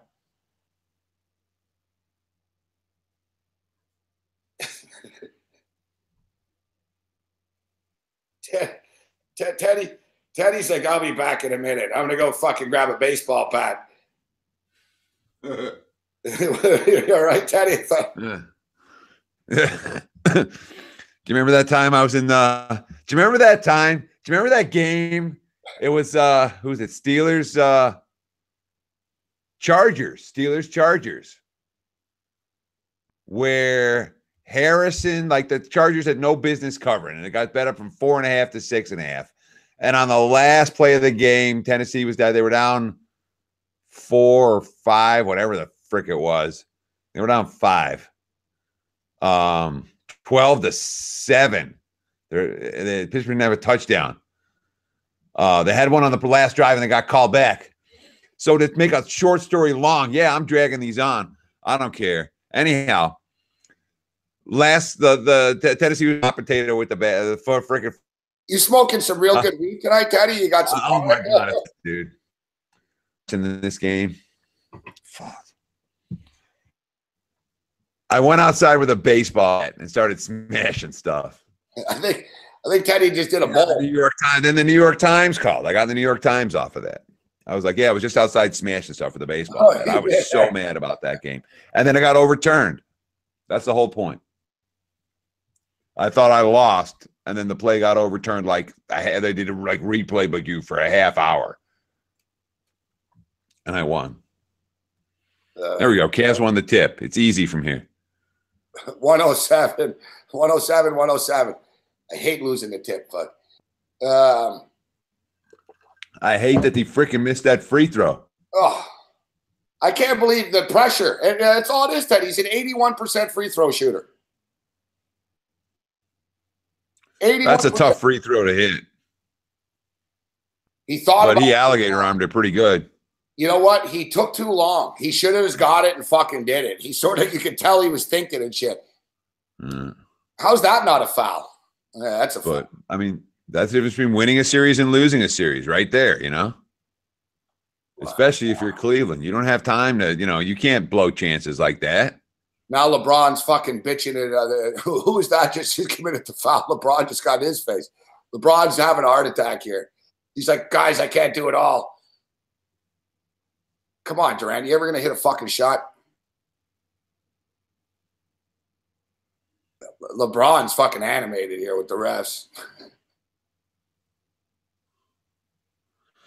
So remember that one at band camp? I do remember the hotel. I do remember the hotel room in Vegas when you were mocking Blessing. I remember the hotel room in Costa Rica, but we're not going to talk about that. No, it happens there. I wish the IFBC was there, to be honest. Don't you? Like, the IFBC's at the Golden Nugget now. It kind of spoils it, Teddy, for it. Or what do you prefer? Was the trip a pain in the ass for you, or would you prefer? Yeah, I'd much rather it be here. I don't want to. I don't want to go. I mean, look, Costa Rica is a great place to go for vacation. From Vegas, it's a long trip to go for a weekend. Yeah. I mean, that was a brutal trip. I remember last year it was brutal. Yeah, it's easier on the East Coast to get there. You're right. It was only like 4 hours for me, 4.5 hours. Yeah. If you're like in Atlanta or something, it's like close to Vegas. I mean, it's like due south. Klay Thompson on fire. 112-107. Yeah, now it's a sweat. They can win this game by 13. They can win this game by 15. Boom. You know what? Winner over 214. Winner over fucking we grabbed an in-game over 219.5 as well. Well, yeah, that first quarter was, I mean, the pace was there. It's all correlated with his overtime. Save my ass, because I got that play on the Golden State Warriors over 113.5 team total. So we need another bucket. Here it is. Curry getting all Globetrotterish. And Livingston finishes it off. Oh, yeah. Curry's reminding people, damn, I'm a star too. Fuck. That was some sick shit right there, man. It pisses me off when the Warriors get cocky like this, though. Look at this. Look at that. Boom, winner team total. Yeah, well, my Cavs money line and Cavs series had not that they were particularly live and not that they were particularly large wagers, but I'm not liking this overtime so far.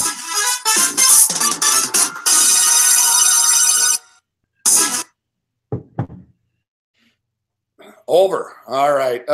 Yeah, it should be all right. Fuck. They'll probably win by fucking 9, 10. Man.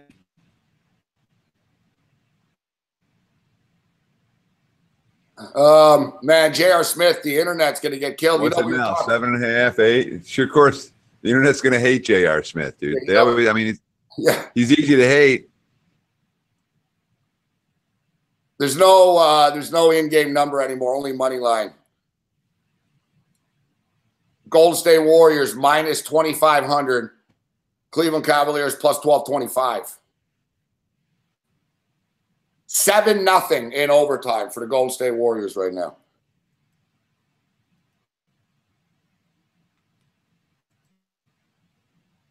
The thing is, J.R. Smith is going to get fucking crucified for this. George Hill's the one that's missed the fucking free throw. Like, George Hill gets off the hook almost, Teddy, because of this. Everyone's just going to pick on JR now.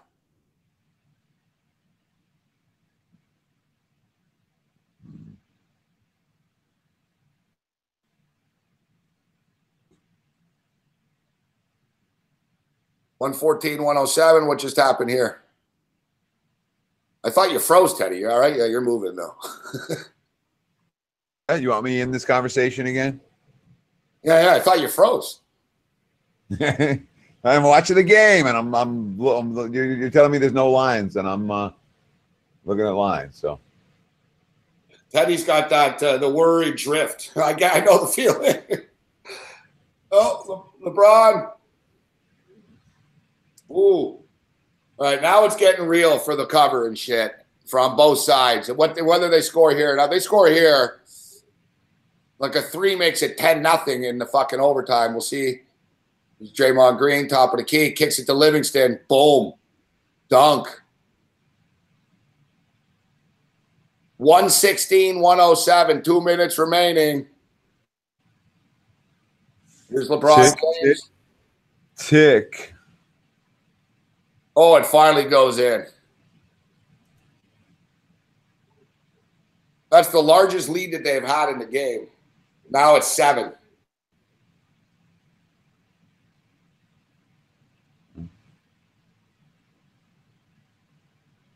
Oh, Curry turns it over. Gets it back. Draymond for 3. Holy motherfuck.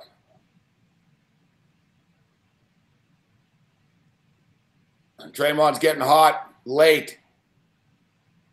LeBron to the rack. Misses. Gets his own rebound.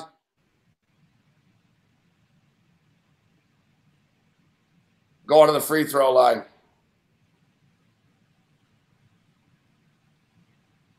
Wow, man, the Golden State Warriors fucking fly close to the sun and they fucking survive these cocksuckers all the time, man.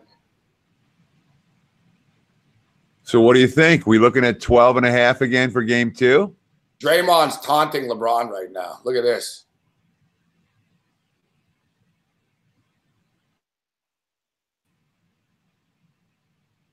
I'm going to say 10.5. I think it comes down a little bit, Teddy. 11.5.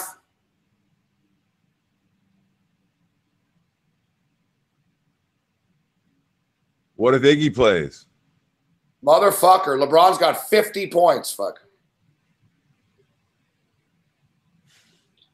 But not a triple-double.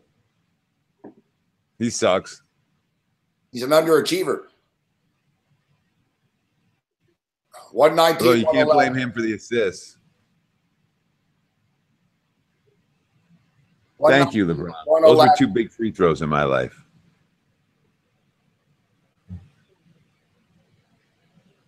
Golden State are going to win. Now it's down to the cover. Boy, there's no drama. There's no cover. There's no sweat on this, dude. Is there? Klay Thompson hits a 3. Yes, Jesus.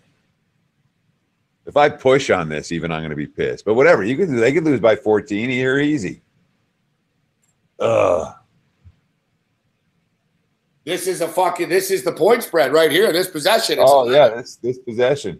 Yeah. Just dribble out. You can do it.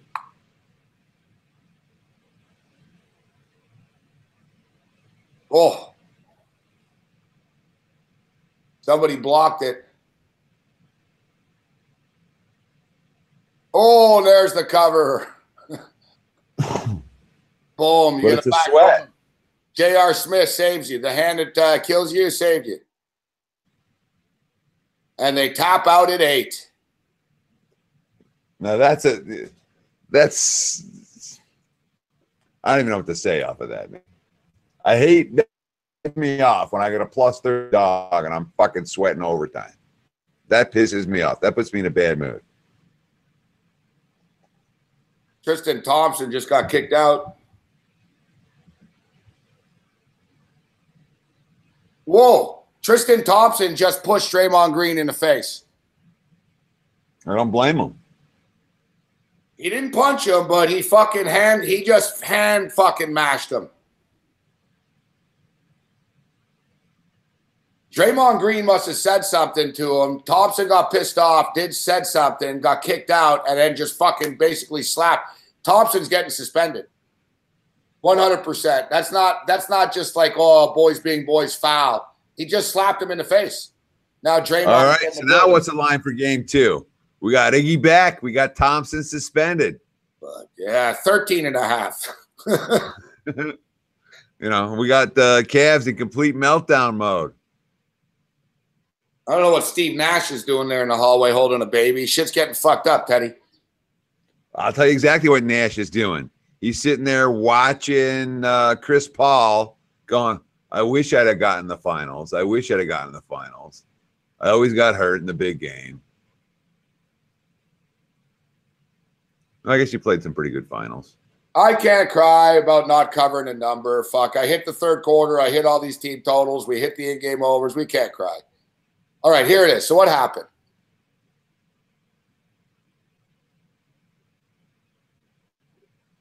Why? I don't know why he got thrown out. What did he do to Livingston? All right, and then there's Draymond. Tristan Thompson, fuck you. He put the ball in his face and then sort of slapped him. I want to see the replay again.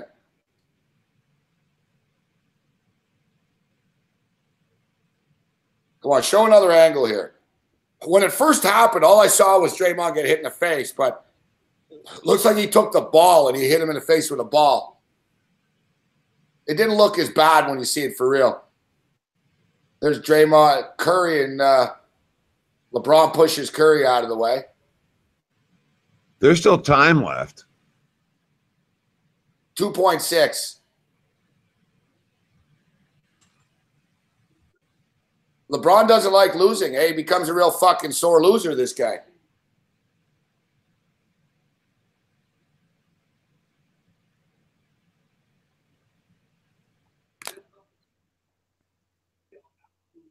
Looks like Klay Thompson just get kicked out? Yeah, if I was the Warriors, I'd get Draymond Green off the fucking floor now.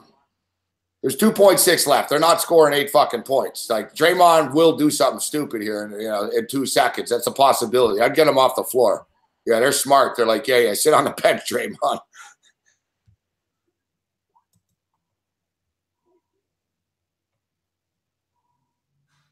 Jeff Van Gundy wants the game to end now. He's like, why are we even playing the last 2 seconds?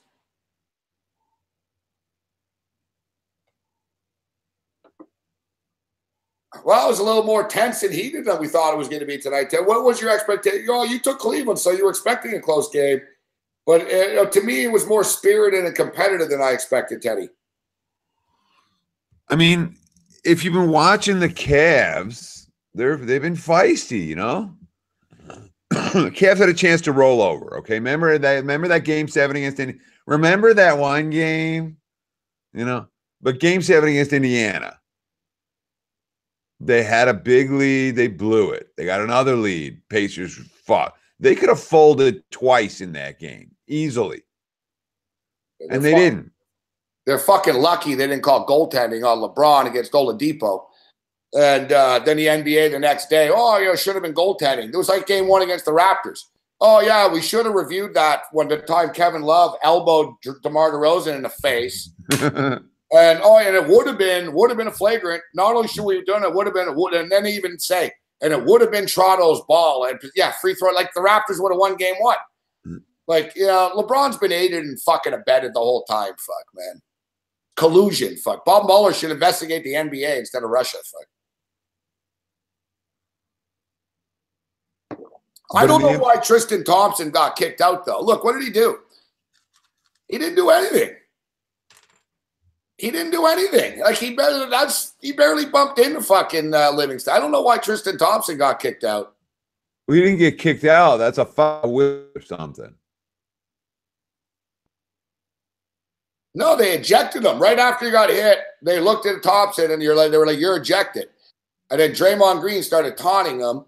And then Thompson hit Green in the face with a basketball. Really?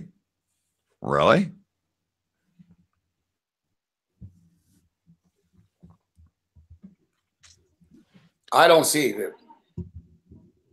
Holy shit. Podcast magic. Oh, my God. It's up to 10 again. You're right. Fuck. I was going to buy the spread down to 10, but I didn't want to pay the juice. Fuck. I thought it would be around this. So it's 10 points they're going to get out of this with. Tristan, yeah, it's a flagrant foul. Should be fucking, yeah, here it is, Golden State's ball.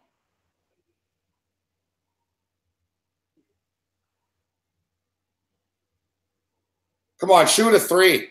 Yeah, can you imagine?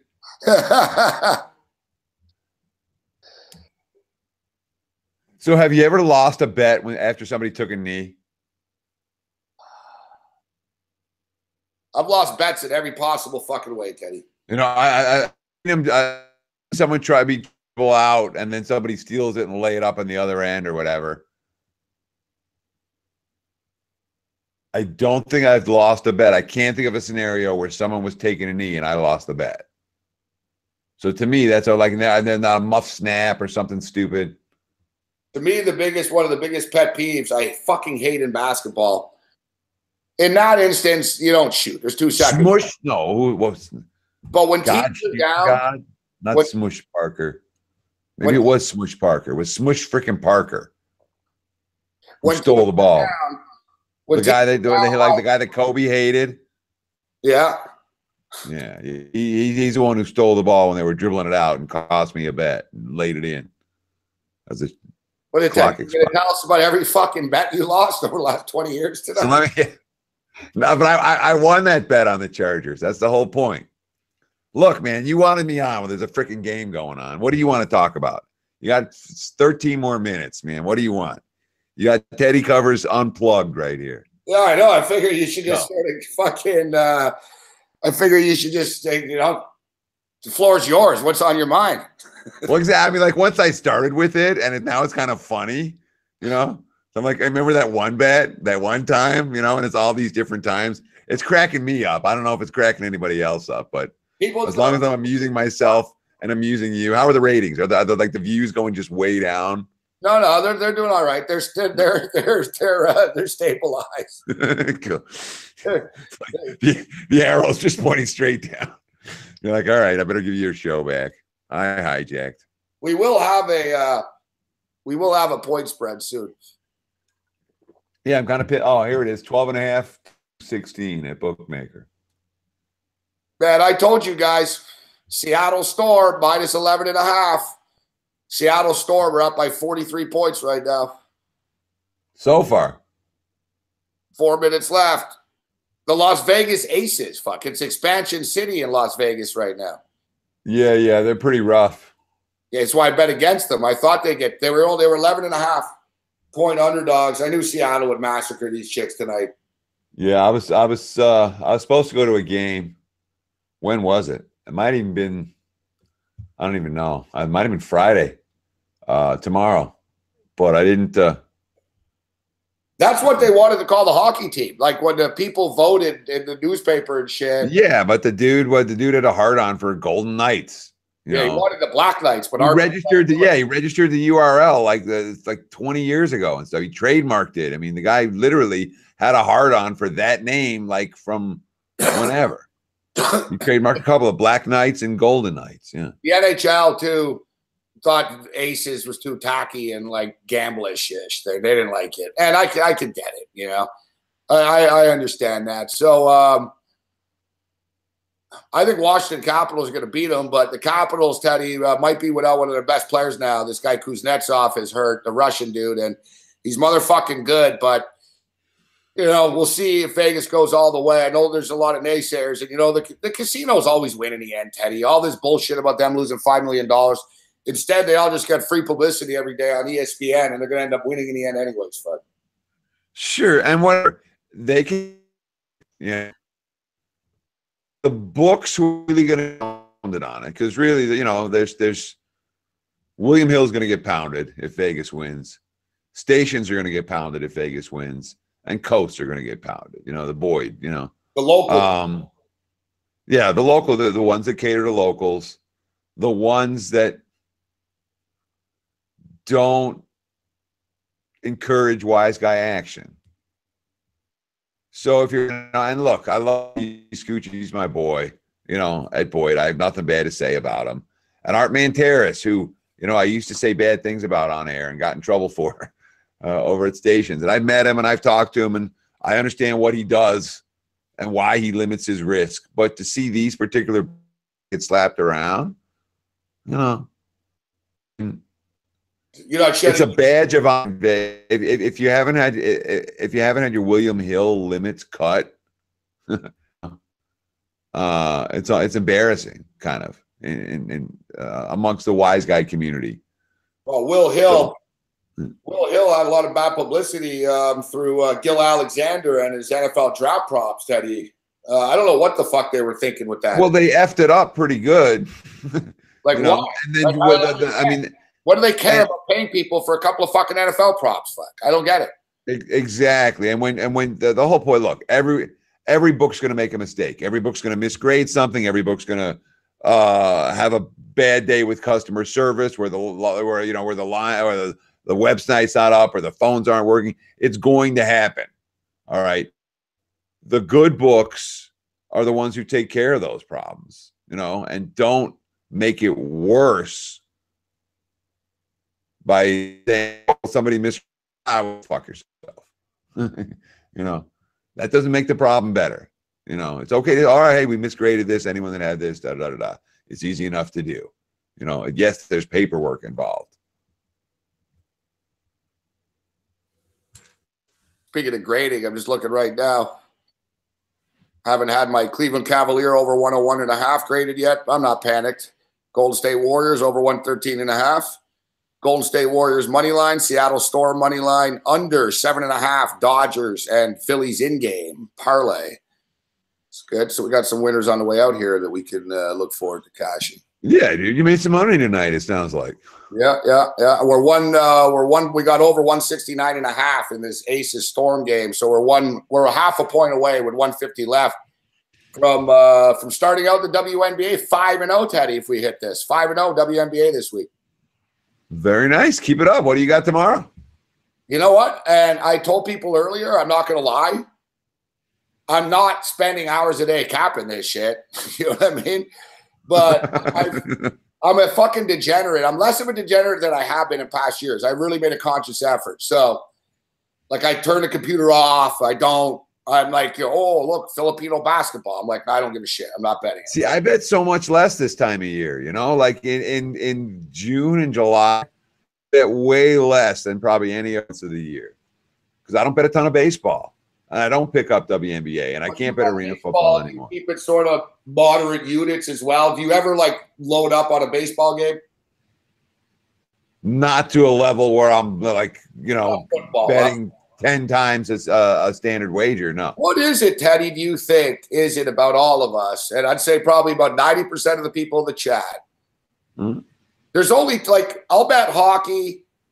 Like Cam will do it. Cam will tell me, fuck, I put $1,800 on the fucking Capitals last night. Right. And I'm Good like, bet. man, that's fucking, you're betting 2 dimes on hockey games, man. These games go to overtime, the puck's bouncing around. It's like, Sure. Pinball. Yet we all do it. Hell of a save, you know? Yeah, when it comes to football, though, there's something about it, right? Like, I can easily bet $50 on a baseball game and not feel like, oh, I'm a loser. I wish I had more money. You know what I mean?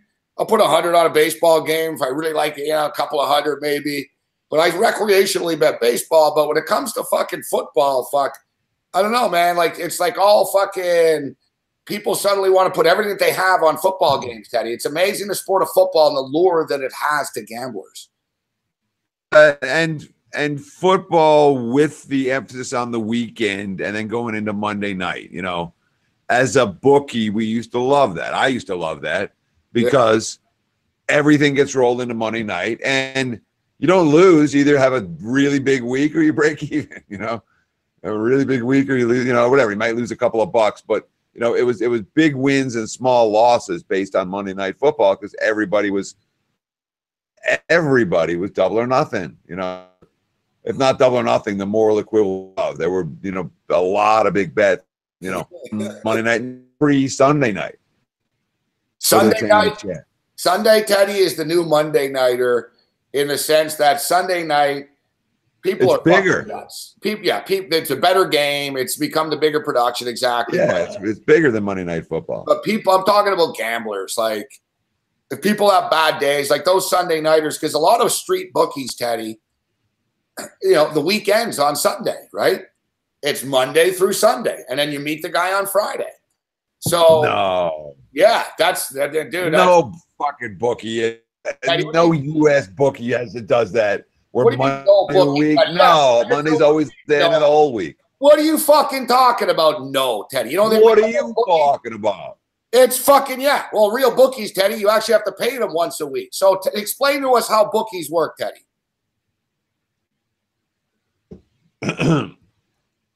In my experience. All right. How do bookies work? Yeah, explain to us the structure of how you pay a bookie. The week doesn't end before Monday Night Football. The weekend's after Monday Night Football. And that's been my experience. Day one of the week, Teddy. That's day one. It's a new week. That's Monday. No, the new week is Tuesday. Tuesday you pay. Tuesday you settle up, whatever, depending on Tuesday. Tend to be the settle up days. But that begins. That's been my experience. Maybe you got this Monday to Friday shit and then Monday week. Maybe there's a whole string of bookies I don't know about. I've never really dealt with, I shouldn't say that, but I haven't dealt a lot with organized crime bookies, so I don't know. Maybe they do stuff different, I don't know. People, well, people are all over the place, but no, people are saying that it's Monday to Sunday with their bookies. The Monday night Everybody's football, like that. yeah, no, I get it, Teddy, with the whole Monday. Really? Night. Yes. Like 50%. Wow. Okay, yes. I'm wrong. You're right. But listen, that pisses me off. I'm supposed to know this kind of stuff. Let me ask you, Teddy. No, but there's a Is difference. it 50-50, or are they all saying it's all Sunday? No, it's Monday. It's Monday to Sunday now. Like Sunday is the last day of the week, and Monday is the first day of the week. But these are with these bookies, Teddy. When I say bookies, they all have websites now, right? So yeah, they have phone numbers. They have mainstream websites where you go, and it's like, oh, it looks like a mainstream book. They're not licensed anywhere. But and then you meet the guy at the end of the week. You know what I mean? But yeah, I'm telling you. So I'm not saying maybe if you have like a guy and he's like, yeah, we meet every Wednesday and you bet whatever. There is no cutoff. We just meet Wednesdays. Books. It's a Monday through Sunday thing. I stand corrected. I appreciate you setting me straight. You know why? Because and I hate to say this, and this is what I was going to say. So Sunday nights people get really degenerate, and the low point, Teddy, is so let's say you have $5,000 credit with the guys, all right? It's Sunday night. You're down $2,500. How many people have the discipline to bite the bullet and say, you know what? I'm down fucking $2,500 this week to these guys. I'm just going to bet 500 on the Sunday nighter and try to make it 2,000. No one does that, fuck. People always fucking, oh, you know what? I'm going to put the 2,500 down. I'm going to try to fucking break even out of this. And these books, Teddy, you can bet on lottery numbers. All right. So you can bet on like the New York State lottery. And you bet on like over, under, you know, the highest ball, ping pong ball will be number 7, over, under, odd or even. It's the stupidest, most degenerate heroin, crack cocaine betting ever. But I've actually been there. I'm such a degenerate where it's Sunday night. I'm down like $3,000. I don't want to pay the $3,000. So I bet $2,000 on lottery numbers, Teddy. It's the ultimate like loser thing on a Sunday night because there's nothing else to bet. Like the Sunday night game is over. You got 11:45. There's a lottery going off in New York State. You got to bet. You got to meet your man that you don't have. Midnight, you're on the hook for whatever that computer says, man. So it's like, you know what? I'm going to bet the fucking lottery on the way out here, man. Sometimes I've saved myself. Like I actually put like $1,700 on the lottery once and won, but it's not. You don't have a lot of self-esteem, Teddy, after losing money betting on the New York State lottery, brother. I tell you that much. Hey, if you win, it's a whole different story. You know, feeling great. You know, what are you talking about? I'm running good. No self-esteem. I hit the 8, man. You know, 34. Without getting into too much detail, obviously, Teddy, you know, for different reasons, but there is a big bookie scene in Las Vegas, isn't there? Like, I remember talking to Jorge, and he was talking, you know, he was telling me about like the Bishop Gorman football games and you know, Finley Prep, there's lines. And I was like, where are you betting that shit? He goes, oh, there's guys. And then also, I guess, Vegas, yeah, there's casinos, but wherever there's credit, there's going to be people that want to bet there, right? Whole thing that cracks me up about the revenue projections for all these states that have legalized gambling. Ain't no casino in the U.S. going to let you bet on credit. Not a one. Okay. So to assume that a populace that's used to betting on credit is now going to post up. Let's just say there's a transition period for that to happen. You know, it ain't going to happen overnight. Yeah. But in a sense, I was lucky to learn a handful of lessons very early in my gambling career. And one of them was the martingale, you know, the freaking Sunday night, Monday night. You know, for me, it was a bowl season where I doubled or nothing and doubled or nothing and doubled or nothing, you know, and ran into Lawrence Phillips in the championship game. And that was the end of that. You know, I mean, it was, and then it was a problem. You know, it was a rub for life. And I said, if I'm going to keep on betting, I'm never going to make that mistake again. I'm going to do it. I'm going to take it seriously. And for me, that was a defining moment. You know, that was the Florida, Nebraska, and the game was over in the first freaking quarter. You know, and I was, you know, that's pre-live wager. No, I couldn't bet on lottery numbers. That's me. I'm fucked, and I don't know what I'm going to say to my, you know, you know, and that changed my life. That loss, you know, where it'd been a double or nothing, and I lost all the way through, and I was way over my head, you know. And now I was double or nothing over my head, you know. And I'm sure most of the guys in the chat you've been there. That sinking feeling in the stomach's the worst, isn't it? Like when you realize I didn't just lose a bet and oh fuck me and haha and then move on. When you're like, I just fucked up my life. That sinking feeling's the worst, bro. So I mean, when I moved to Vegas, that's something that was already ingrained in me, you know. So I've never had a bender. I had one all-in game pretty early on. You remember this game? No one's gonna remember this game. But it was the Steelers-Falcons game on Monday night. The year after Atlanta had been to the Super Bowl, and the Falcons covered it at the end. They should have won on the money line. I put my wager 2/3, 1/3 money line, so my all-in wasn't, you know, I mean, I won like a third of it, you know, a third of it, and it worked out okay. And I stayed in Las Vegas, but that was a pretty strong wager, I thought, at the time, obviously. And I didn't have a whole lot of money. All right.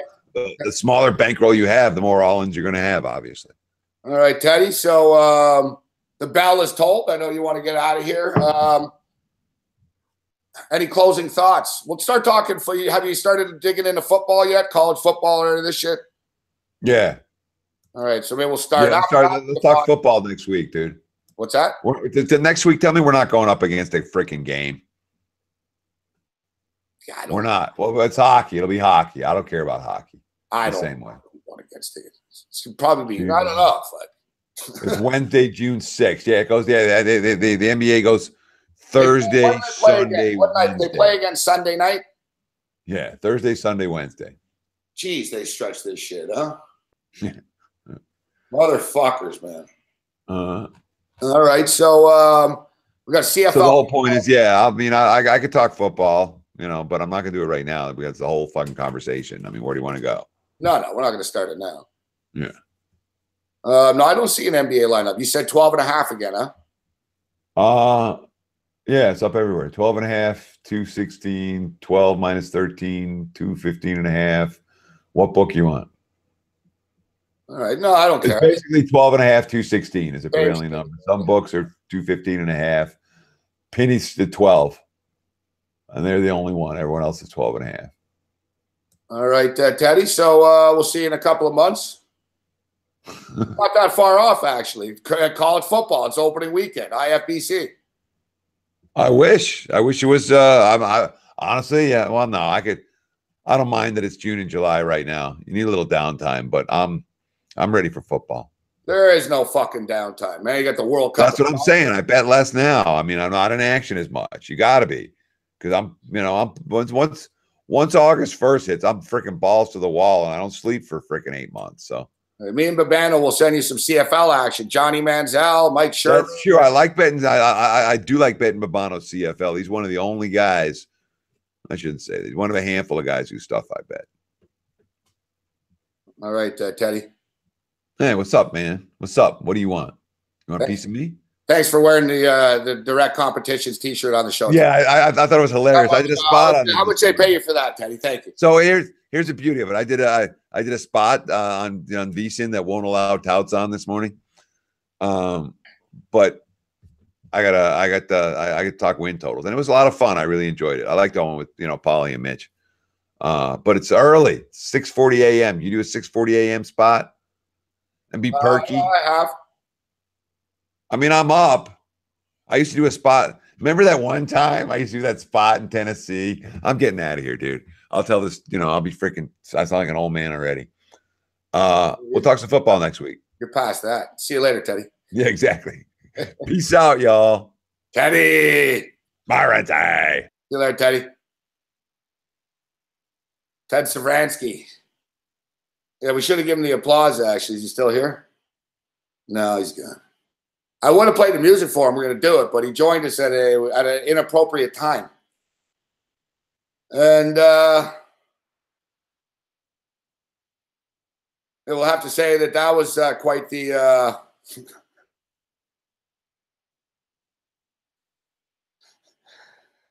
it's like, holy fuck. It's like, there was like fucking, 38 seconds left of the game. It's high tension. He's like, yeah, remember that Steeler Charger game? And he's like, the Titans. I was like, I don't know what you're talking about, man. Like, I was like, Teddy, fuck, it's kind of not a good time for story time here, bro. There's a minute left.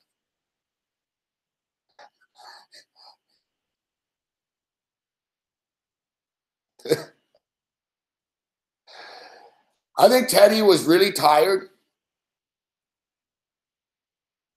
I don't think he wasn't drunk. Teddy wasn't drunk. Teddy's like louder when he's drunk.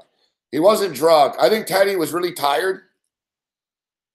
And I think he fucking probably just smoked like a fucking, some boom chronic right before he went on. And don't tell me that when Teddy said, I'll be back in a second, that he didn't go blow a bowl.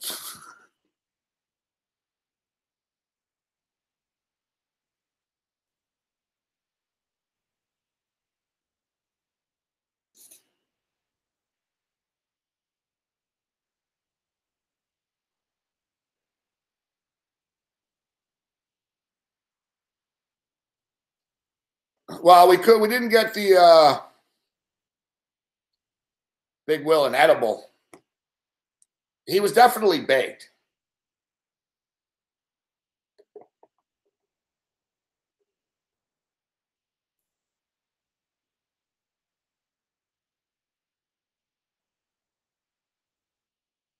Listen, everyone's going to talk about J.R. Smith. What about fucking George Hill fucking missing the fucking free throw?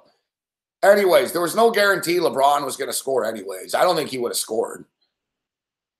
It might have went in. You know what I mean? Even if J.R. Smith passed the ball LeBron's just heaving up a three. So it could have went in. It could have, but there's no guarantee it was going to. Me personally, if I was a Cleveland Cavalier player or fan, I would blame George Hill more than J.R. Smith. J.R. Smith, that was frustrating at the end for J.R. Smith, but, he got the ball back. Like I said, LeBron would have heaved up a three. Maybe it would have went in, but George Hill's an 81% free throw shooter that missed that free throw. And it wasn't even close. Hit the front of the rim, fuck. It's amazing to me, though. It's amazing to me how close the Golden State Warriors are coming to losing all the time. Like the Houston Rockets had them on the fucking ropes. The Cleveland Cavaliers had them on the ropes. And Golden State survived somehow. And it's not because, they're it's like awesome clutch play. It's like they just sort of fall ass backwards into surviving. Listen, Steph Curry's basket after LeBron scored was massive. That was pretty studly right there. LeBron was taking the fucking game over late, and Curry went right back, man. He took the ball. He took it to the rack. Like I said, a lot of times the old Curry would have stopped at the three-point line and fucking floated one up. He was like, no, I'm taking it to the rack. We need to get the two. And he fucking did. Boom.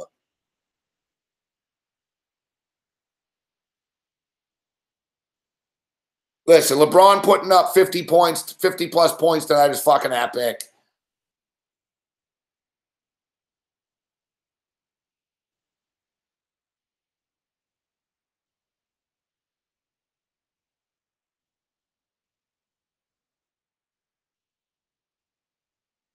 We talked about it last night.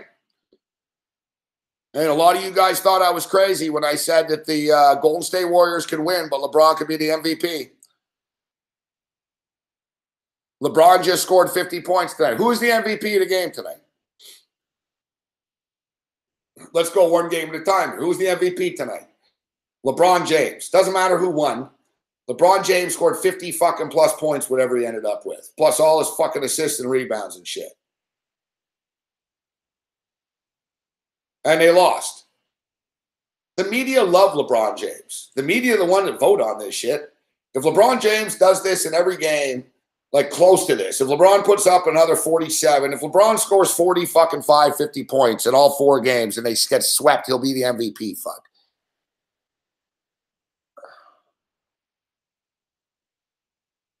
No, Teddy was less surly tonight, Baz. He was just fucking more buzzed tonight.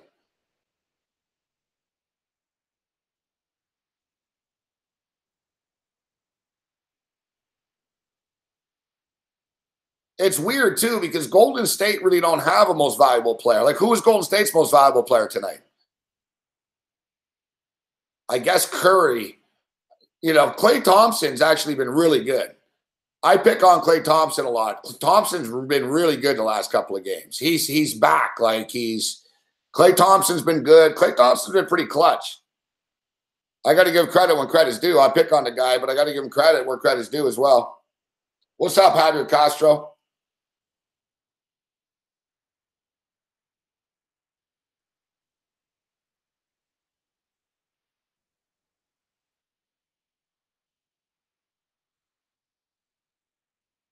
I learned my lesson. I'm not laying the points.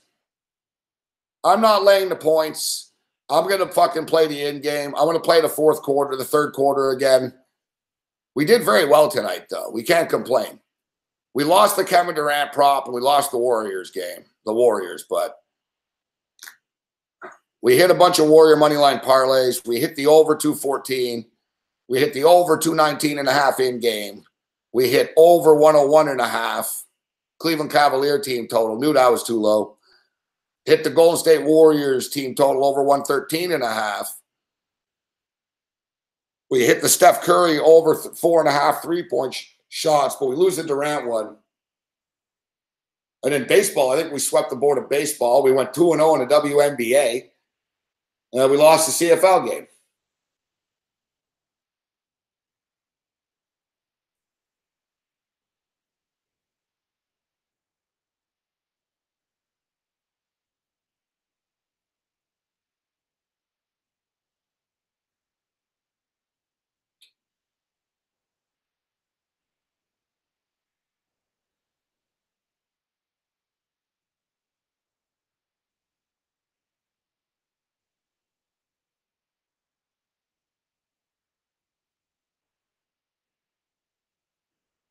Yesterday, we had Ben Kramer on. Ben Kramer's dailyroto.com CFL fantasy guy. And he was talking about Ottawa. And he said, well, if Trevor Harris can stay healthy, Ottawa can be good. And I said, he can stay healthy. And he got hurt tonight in a preseason game already.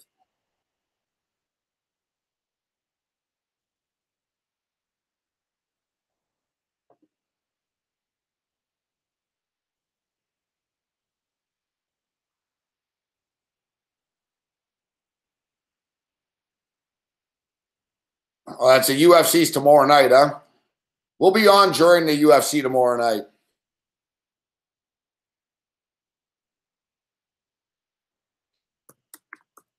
I talked about the UFC earlier in the week, on my radio show. My brain's fried right now.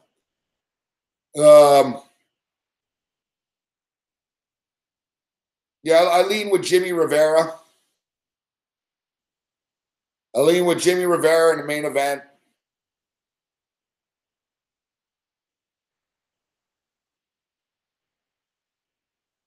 I think Sam Alvey will beat Volante. It's a really shitty card tomorrow. It's a bad card. You know what? Tomorrow is one of these cards where all the favorites are going to win. It's going to be a favorite parlay card. Like Bahal Muhammad's going to win. Walt Harris will beat Daniel Spitz.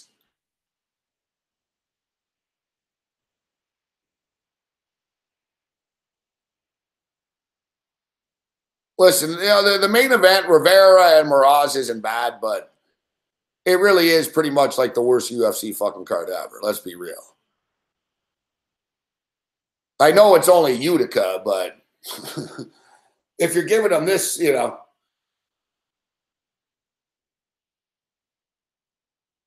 I bet you there'll be a lot of good knockouts and shit, so it'll be entertaining.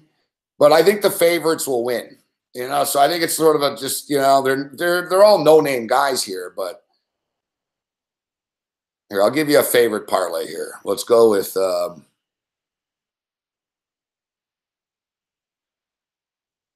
yeah, Gillespie will win, but we can go with him later.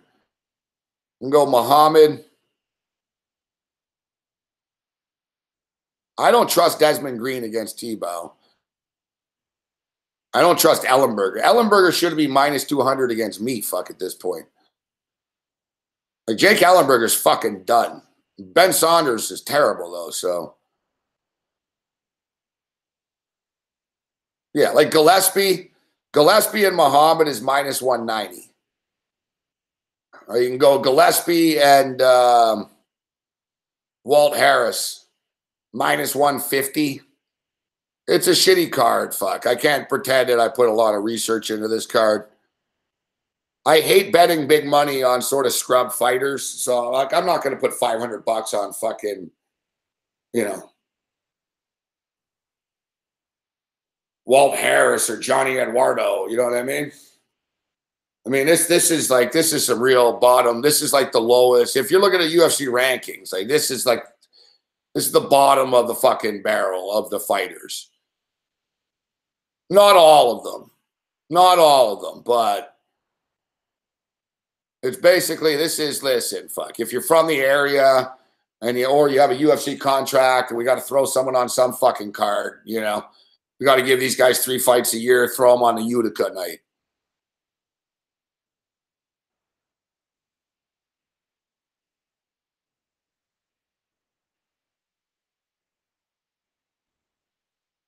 What's up, LV Joe? Yeah, Walt Harris's fights are usually go the distance. Canadian UFC cards are better than this, Blaker. This shit's bad, bro. Like I said, like, you know, and I'm not one of these guys that needs big names on cards, but I've been covering the UFC a long time. And this is a shitty card. It's a shitty fucking card, all right? Like, this card tomorrow is for only the hardcores, but I'm not a big overnight bettor, guys. I host a fucking radio show for 3 hours a day. It takes me hours a day to prep for that. I eat dinner. I'm into this. You know, I don't like, oh, yeah, I've already capped everything by tomorrow. I take it one day at a time. You know, I just had like $1,000 fucking dollars on this shit here. Like, I'm not worried about the UFC Utica right now. I was worried about this Golden State fucking game. Plus, we got a fucking big future on the fucking series.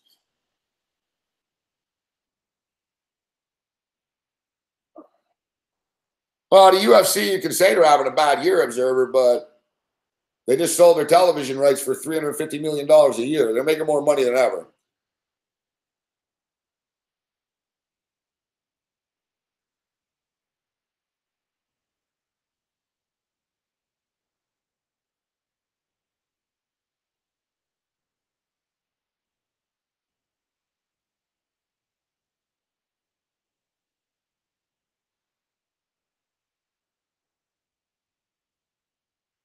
You know what it is? Profits, pushy, profits for life. That's it. Listen, the UFC is on so much now that, like, they sign these TV deals with these networks and they owe them all these fucking nights. So they basically just start throwing together these weekly fucking cards and they don't have enough talent to do it. Right? So, but we still bet it, but you don't get excited for it. You know what I mean? Like I said, like tomorrow night's card is like a fucking, it's like a MAC football game on Tuesday night and a shitty MAC game, not the top MAC teams. We're still betting it.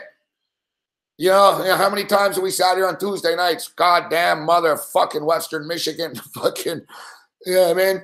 You're betting on a fucking Miami, fucking Ohio Bobcat football game. It's on, you're watching it, you're betting it. That's like these UFC cards now. It's like, you know, it's just another sport to bet on, really. You know what I mean? But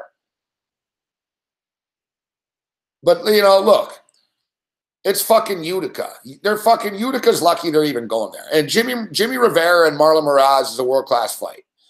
And there are good fighters. I'm not saying it's fucking like they're scrubs.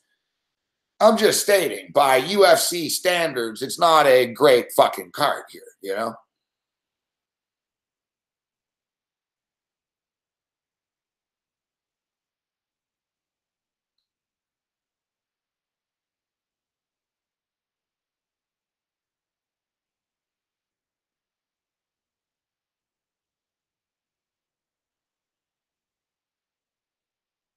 All except justified, all including justified.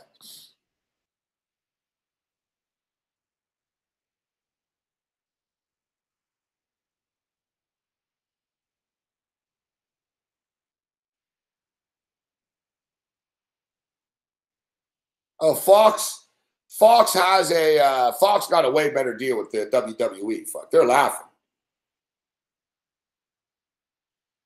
You know, who does better ratings?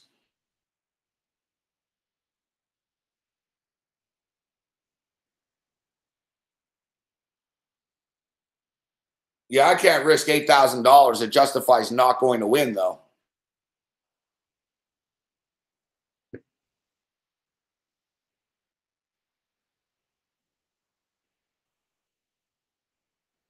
It sounds a little complicated, LV Joe. Why don't you just put $8,000 on a head-to-head matchup that he doesn't win? Or bet the prop. Will he win? No. $892.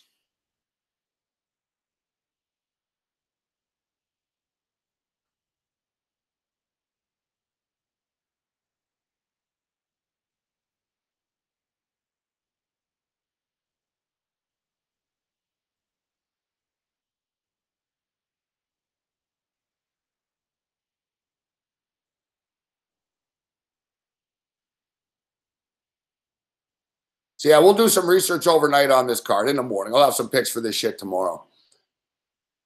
I don't even know. Tomorrow night, though, actually, tomorrow night, guys, I know that Johnny Manziel. Babano's going to the game.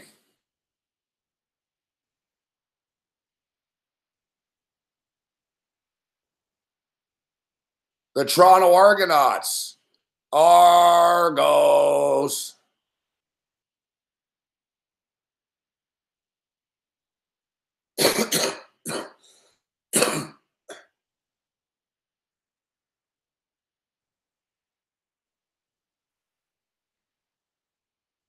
June Jones was saying today that he expects Manziel to play quite a bit tomorrow, as well as Masoli. He said, hey, you know, we don't get a lot of chances to see these guys. We want to see what Manziel can do. So I would expect Manziel to probably play 2 quarters or something tomorrow night. Masoli will start, probably play the first quarter. They only played 2 preseason games in the CFL. That's one thing the NFL should copy. Fuck. They only do 2 preseason games. So, like, basically in the first preseason game, the starter might play 2 series. Some of the starters have played 1 full quarter. Next week, the starters will play a half, and then the season starts. You know what I mean? They don't overdo the preseason. There's no line out for the game yet. No, I understand where you're going with this, LV, Joe.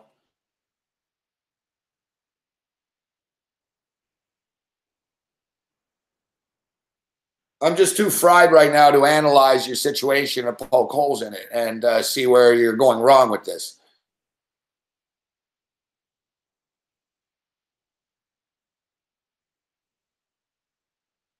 And there could be long shots that win. I don't think Justify is going to win.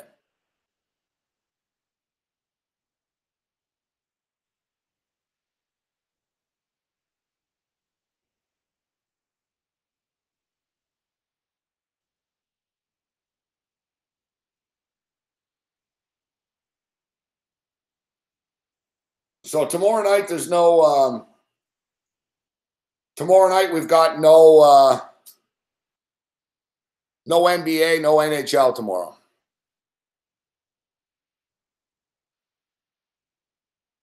So tomorrow night we'll have to bet on the WNBA and baseball.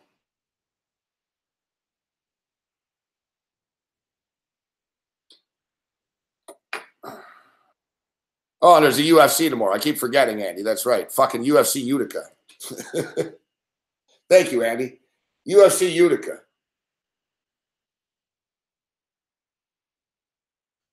I gotta be honest. I think I'm more interested in the fucking WNBA game on Friday night than the UFC on Friday night. The Argos and the Ticat game will be on TV tomorrow. It's early though. It's like 7:30. Babano would know, but I think there's a doubleheader on TV tomorrow night, CFL football.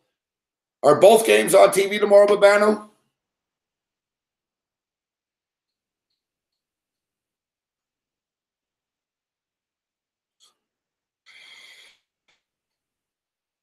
My WNBA lineup didn't suck, Drew, but I didn't win. Fuck.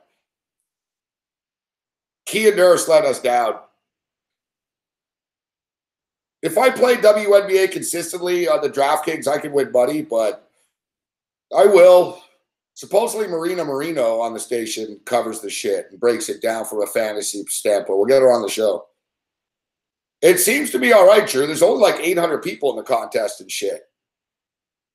I did well, but I didn't win money. Fuck. I finished, I think I finished like 38th or something out of 897, but I didn't win. It was only like top 20 that won money. They're kind of smaller, right, because it's WNBA, but they have WNBA every day, I see. I'm sure they'll have the World Cup. I'm sure the DraftKings will have the World Cup as well.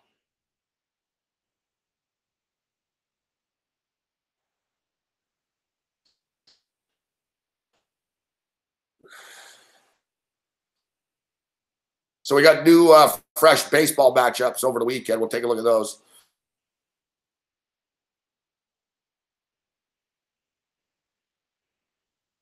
Does DraftKings already sort of have the World Cup, say, coming up type thing? Let's see. Soccer. Yeah, World Cup, baby.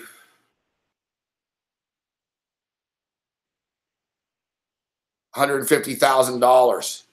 $20 entry fee. Total prizes, $150,000. $30,000 for first place. I'll get it on this. So it's like the World Cup. Welcome to the World Cup kickoff. First place wins $30,000. You're only allowed to enter 150 times. And some people will enter 150 times, even though it's $20. There's room for 8,823 people.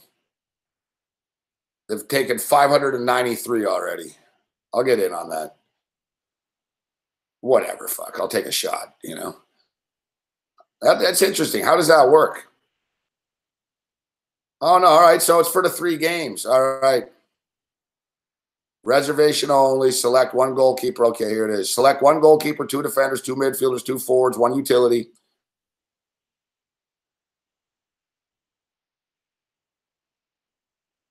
Reservation only.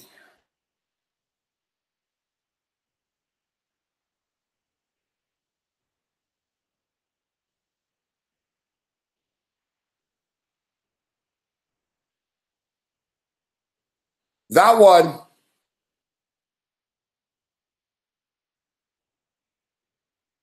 one is just so it's just the 3 games. So that's not bad. $30,000 the contest is just for that day.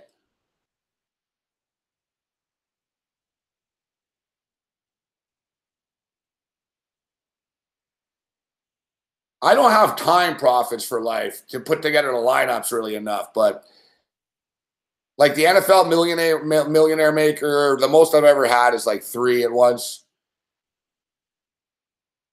Usually I'll play 2. Generally, I was playing 1 also. The millionaire maker is the one that you actually have a shot at. You've got a puncher's chance. Yeah, the computer math nerds will be a little bit fucking better than you probably, but football is very sort of random. It's like playing a lottery, you know?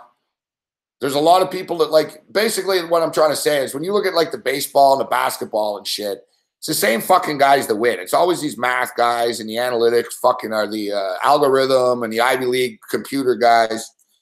You'll notice the football millionaire maker, Joe Sixpack wins that often.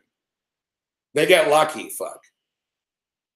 I remember one guy won $1 million because of fucking Darren Sproles, and they asked him, why did you take Darren Sproles? Was it, you know, what did you see? Like they, you know, oh, the PPR of this. And like, you know, he had no. He basically said, oh, I'm a Darren Sproles fan.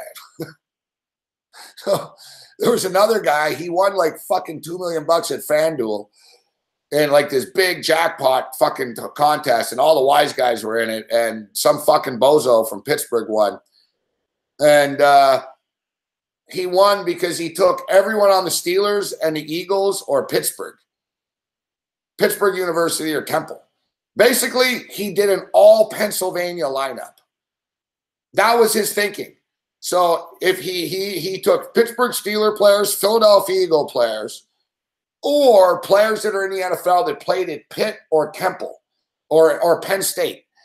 Like essentially everyone in the lineup had some relation to the state of Pennsylvania, and the motherfucker won like $1.8 million with this lineup. People in the fantasy world were mad.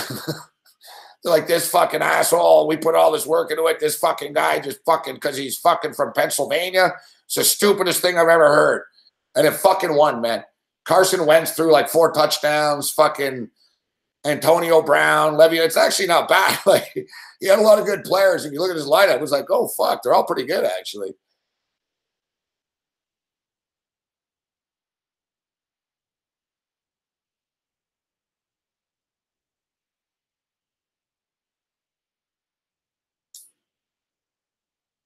It's sort of like the Kentucky Derby.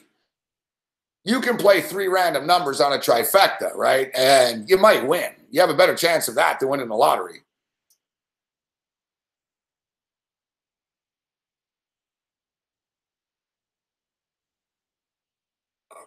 Fantasy games aren't a sham. It's the same way, well, you could say gambling is a sham.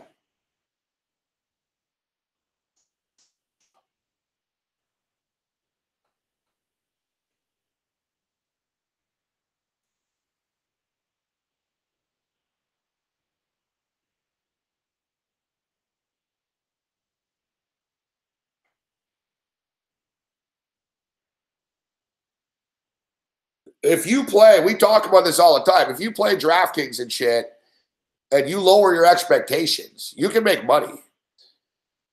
Look, I entered a golf tournament. I won 5 times my entry. I was pissed off, but if you bet a bet and you won at plus 500, you'd be happy.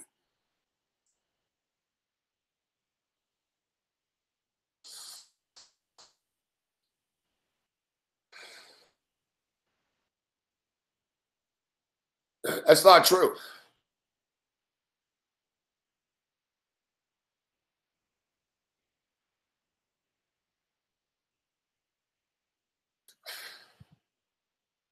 I have played fantasy football online and DraftKings for 3 years in a row, pretty much 4 years in a row.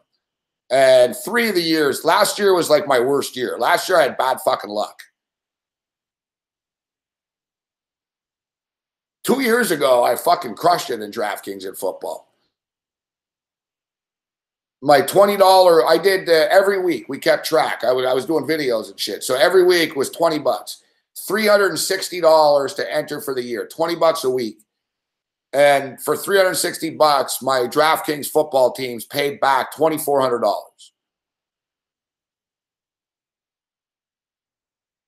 So, you know, it's not bad. I put $360 into the millionaire maker and I got $2,400 back, not to mention all the head-to-heads and everything. But I've never won that big one. That's awesome that you can play DraftKings in Germany, fuck.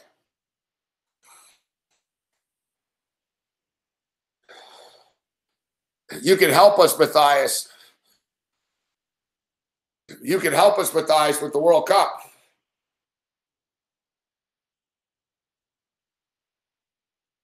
I'm fired up for some World Cup. This summer is going to be a good summer of sports, actually.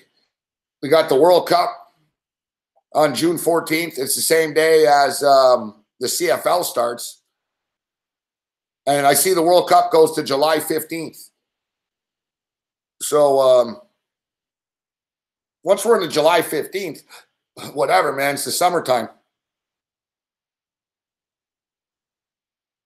I never do vacations, but I was thinking I might do it this summer.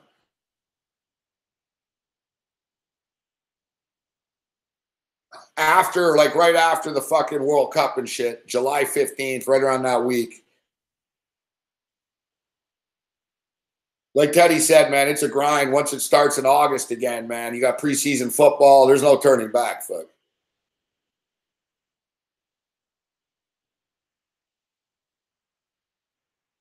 That's insane, fuck. Yeah, I know. Matthias can play fantasy sports in fucking Germany, but Drew can't play in New York. You can now in New York.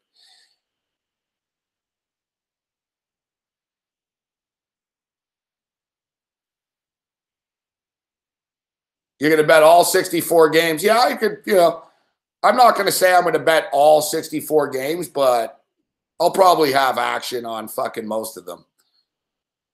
I don't bet on every World Cup game, but I go pretty big on the World Cup, though, with the units and shit.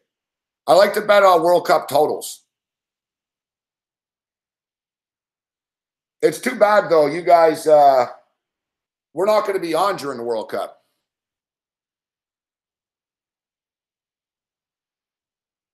Yeah, I want to go to a West Virginia game.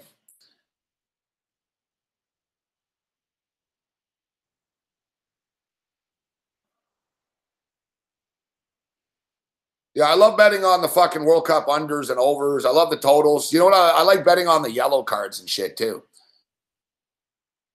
I'm going to surprise you guys with my World Cup picks.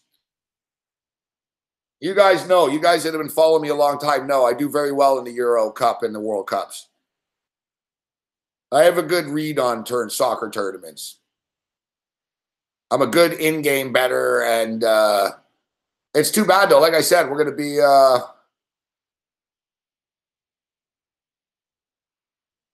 it's too bad. We're going to be... the games are going to be on during the day, right? So we'll be able to break down the games at night coming up in the morning, though. It'll be nice. Hey, listen, being a sports talk show host in the summertime can be tough, fuck. Yeah, plus Mooney. I wanted to come down there because you guys are going to have gambling down there. West Virginia, legal sports betting.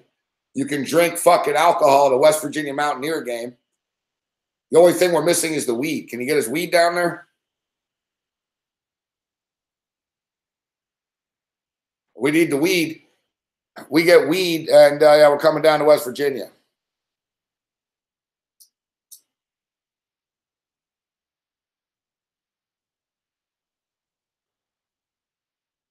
I'm going to be on the West Coast, though, so this year is going to be tough. I'm going to be on the West Coast starting in like the end of September type shit. I'm going to go to Vancouver at the end of September. My lease is up here mid-September, so around then, whatever.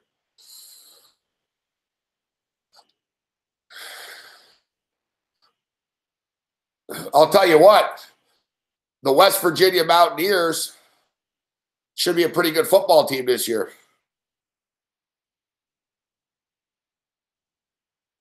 West Virginia, a lot of people are hyped up on West Virginia.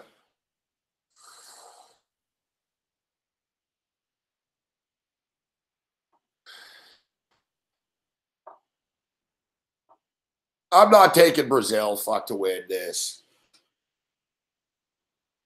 I'm not falling for the hype of Brazil. I looked at their roster the other day, and I was like, oh, fuck, they're fucking loaded. Whatever. They're not winning. They're not winning in Russia. Brazil's not winning in Europe.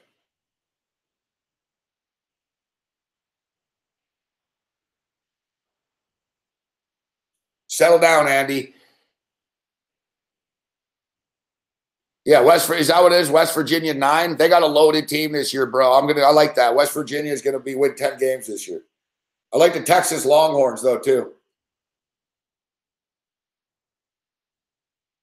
Dude, Brazil are they're the public hype team.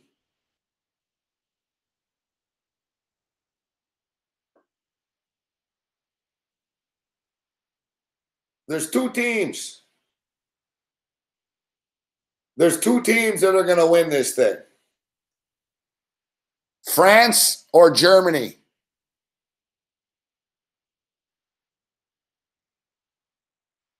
France or Germany.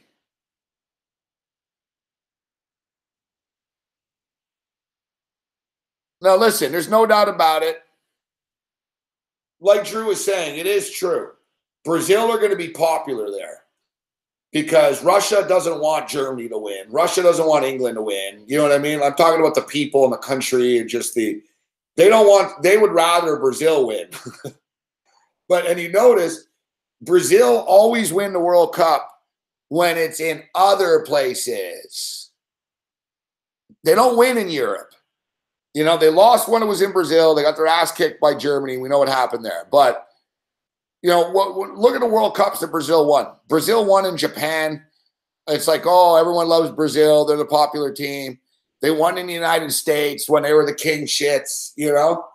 In Russia, they'll sort of get that treatment as well because the average Russian person would rather lose to Brazil than watch the fucking French or the Germans or fucking, you know, the EU superpowers that fucking hate Russia win on their soil.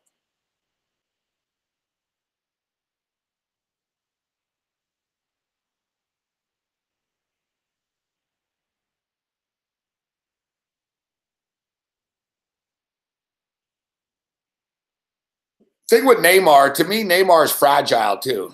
He could get hurt. He seems to get hurt a lot.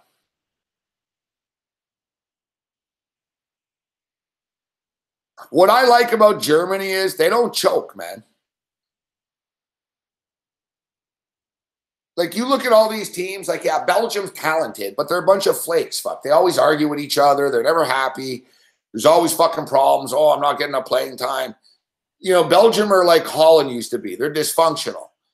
France are fucking good, but France are under an immense amount of fucking pressure. And French people don't handle pressure well. I'm French, fuck. You know, I'm Quebec French, but I'm saying like France doesn't handle, you know, like it's over the top, like the intensity of the French soccer shit. And they expect to win this year. Like the French fans, the federation, the media, they're expecting France to fucking win. And it's a lot of pressure on a team. The World Cup's not easy to win. And you got everyone like, yeah, you guys better fucking win the World Cup, huh? So it's like, exactly, Matthias. They're like Joel Embiid. They're head cases. Exactly, bro. I know, man. So, and I know France are tight, but it's like when shit goes wrong for France in a hurry. But they're so good, the French. Like, they're fucking loaded, man. I know they've got some injuries, but France are fucking dangerous. But where I'm going with this is Germany. Man, the Germans are just consistent. They don't wilt under pressure, fuck. You know, every fucking tournament. I've been taking Germany every fucking tournament for years, man. Every turn, I'm like, I'll take Germany. And, you know, they never do me wrong, man.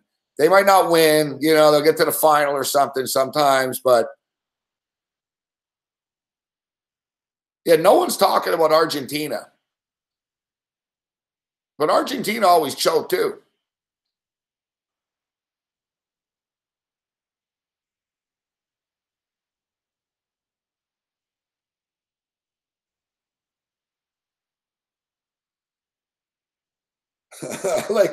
I like Matthias said, we'll just call the head cases Joel Embiid. Why did Zidane quit Real Madrid, fuck, suddenly?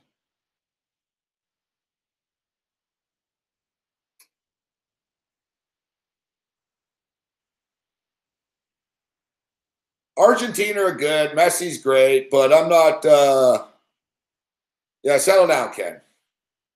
Ken's in England. I know you guys hate each other and shit, but settle down.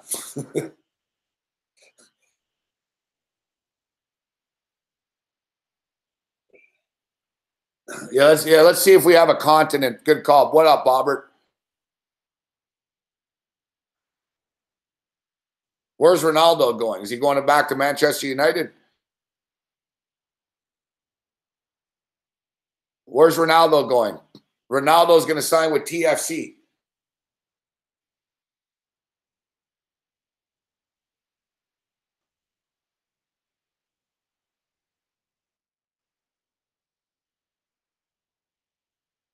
He's not going to Colombia.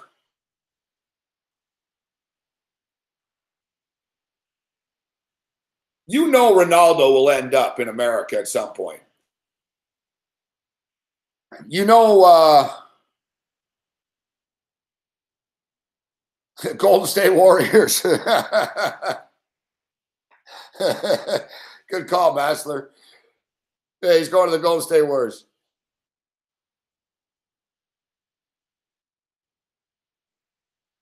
They can't do that in the MLS though, right? They couldn't tell like Ronaldo, listen, fuck, we'll give you $100 million.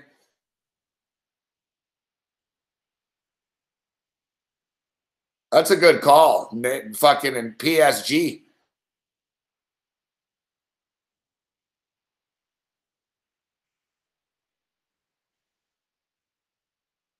Yeah, I was gonna say fucking I can't see Ronaldo wanting to go to Colombia. Yeah, exactly. No, he's still too young for MLS, but down the road, I could totally see him on the fucking New York Red Bulls or LAFC or one of those teams, you know? From a marketing standpoint, once he's cemented his legacy more in Europe.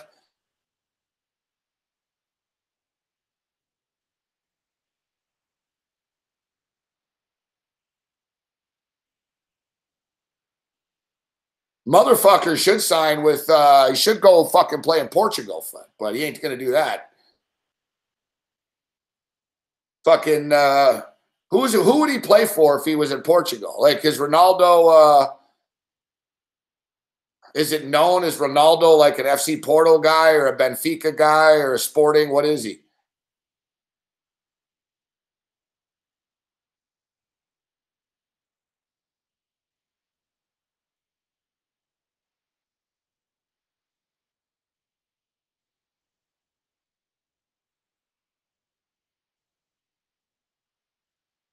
Like, has he ever said?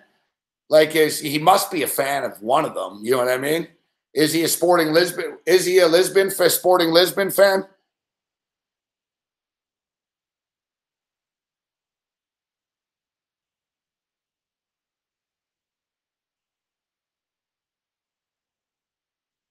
Is that where he started out at Sporting?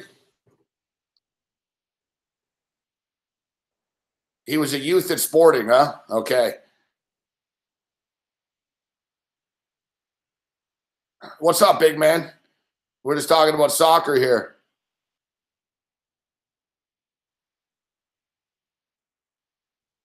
Sort of like, you know, like LeBron James, you know, he would have played at Ohio State, you know? Kobe Bryant said he would have played at Duke.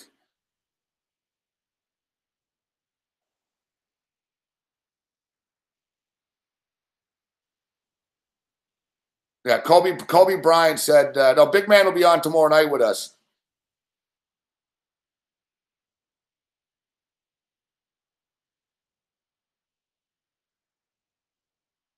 Yeah, Kobe Bryant said he would play at Duke.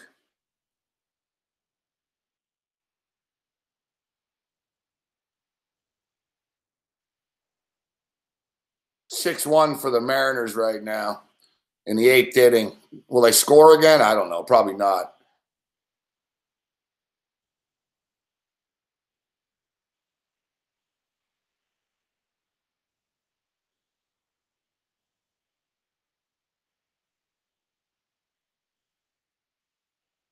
I was tweeting earlier about Don Cherry.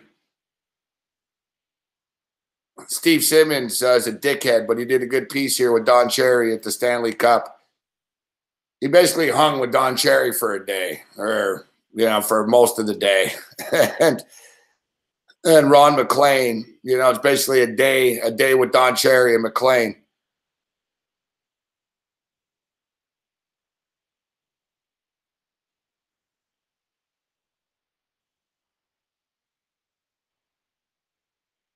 And Don Cherry essentially is basically as you would expect, pretty much a grumpy old man. But it's funny, they're like, Don Cherry got married in Vegas 62 years ago. He said he'd never been back until this year. So this is his first time back since he's been married. And he's saying that he doesn't know. How much has Vegas changed since you were last here in 1956? I don't know. I couldn't tell you. I really don't go out much. The first thing Don Cherry does when he checks into a hotel room is pulls a curtain shut. He goes, I don't know why, but it's the first thing I do. I just do it. He puts the do not disturb sign on his door, and he never allows housekeeping into his room at any time. I never have the maid come in. I don't like anybody in my room. All the maids love me. He goes, I'm the same everywhere. It doesn't matter if it's Las Vegas or not. I don't go anywhere. My son tells me I have to go see this Titanic artifact. He doesn't know if we'll get there.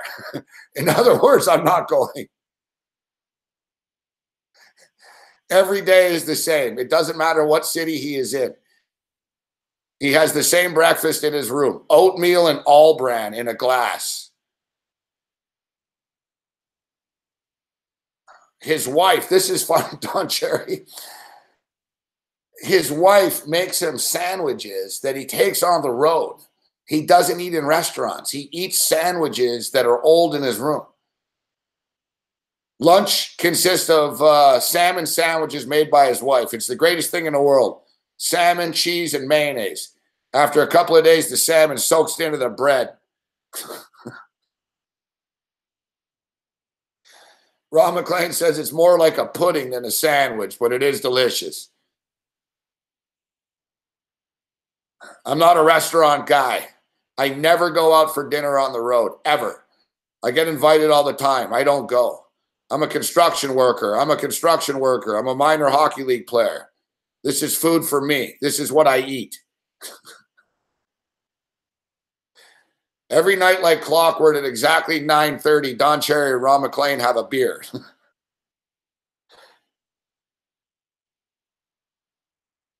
It's funny, though. They're saying that Don Cherry is so loud and fucking insane on TV, but off the air, he's fucking quiet as fuck. And I can identify with that. Cherry, who is often noisy and boisterous on television and full of bark, is the exact opposite. He goes, I'm happy to be alone sitting in a dark hotel room with my clicker. He says, I watch a lot of baseball. Don Cherry, I just picture Don Cherry in the fucking like Mandalay Bay hotel room fucking with the blinds shut thinking, motherfuck this fucking place. Fucking watching baseball on TV in his room in the dark eating salmon sandwiches that his wife made. It's like you figured Don would get room service or something, but no. He's eating stale fucking salmon sandwiches that he brings on the road with him.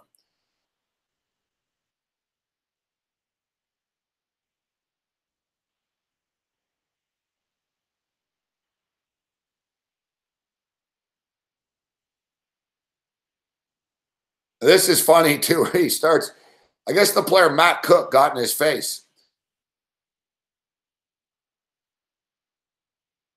One thing about hotels that he stays in, they have to have a good steam sauna.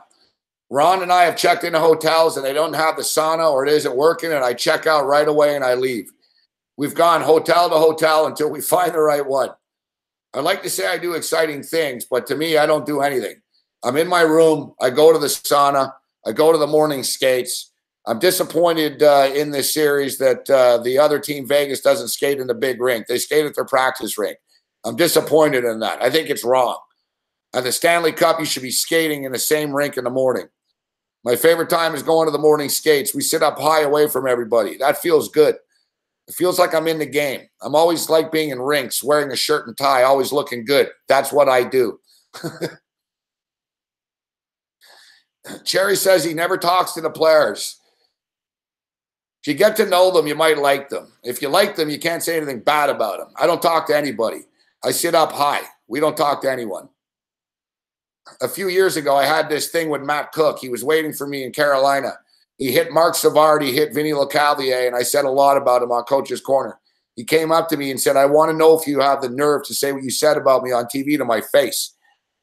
We went face to face. I got so close to his face, I could see inside his mouth and that his teeth were chipped. We went after it for like 10 minutes. I didn't back down. The players know. They know I'm right.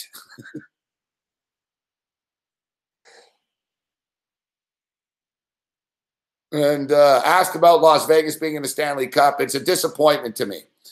I still think Winnipeg is the better team. Marc-Andre Fleury stole 3 games. He broke their hearts. Winnipeg should be here.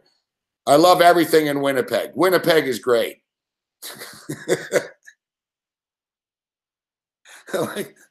You got to like his honesty. Whatever about Vegas.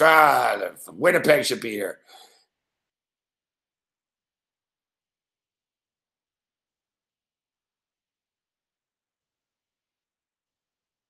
People at Ron McLean and everyone are calling Don Cherry Howard Hughes at the Bayshore.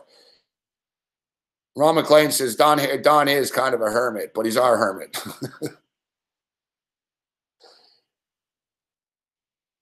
I've met Don Cherry a few times, and he was really nice a few times. And once he was he was in a bad mood. It's funny, Cam saw Don Cherry a couple of months ago in the store, and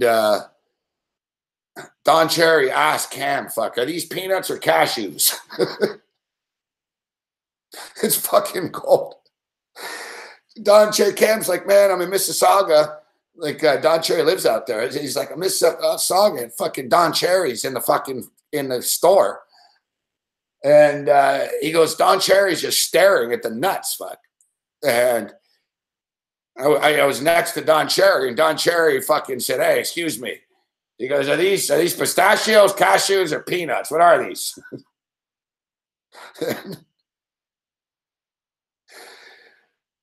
He wanted cashews. So Cam's like, here are the cashews, Mr. Cherry. Hey, thanks. Grab the cashews. Imagine Don. Don's old too, right? So imagine him fucking staring, fucking thinking, I can't fucking tell this fucking shit. They all look the same, right?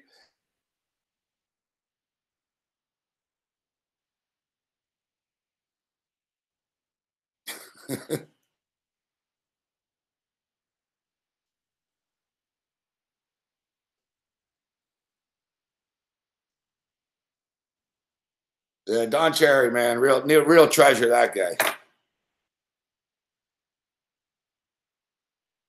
That's the thing about Don Cherry. He fucking loves baseball. Like Don Cherry, I knew that about Don Cherry. Like Don Cherry could tell you anything about Major League Baseball. You could get him on as a guest, and he'll talk to you about anything. He'll be like, oh, that guy, hey, that you'll see a twig, huh?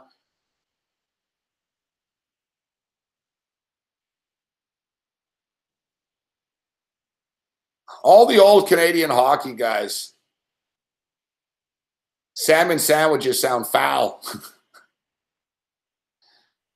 Salmon sandwich could be all right. Salmon salad sandwich could be all right. I prefer tuna salad, but the thing with salmon, it has to be, salmon salad could be good. I used to eat that when I was a kid, actually.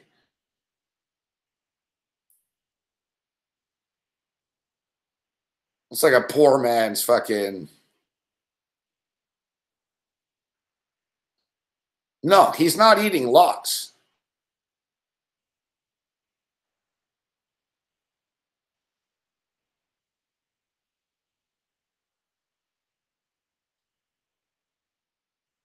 He's not eating lox and shit.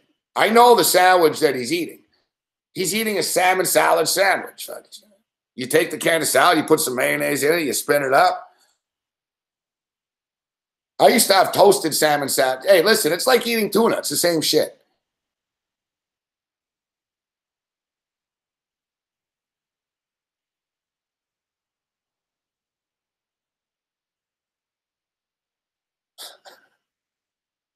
I fucking hate smoked salmon, man.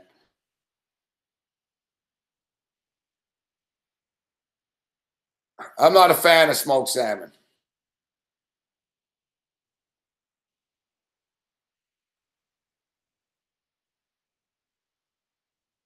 No, it's not a salmon if it's a sandwich debate. We're just debating whether you like salmon sandwiches or not.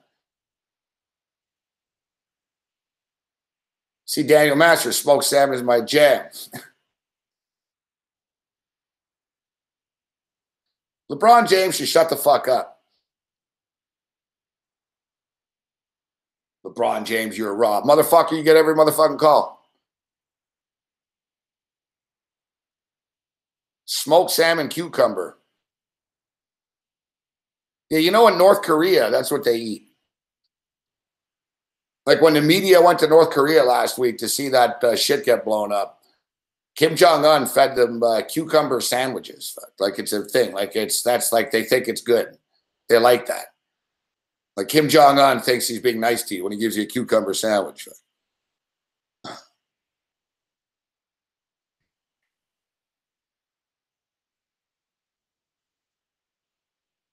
Oh, I'm sure the Twitter's blowing up. Well, I'll check in on Twitter here. Let's see what LeBron. Has he cried? Dude, LeBron fucking bitches all the fucking time, man.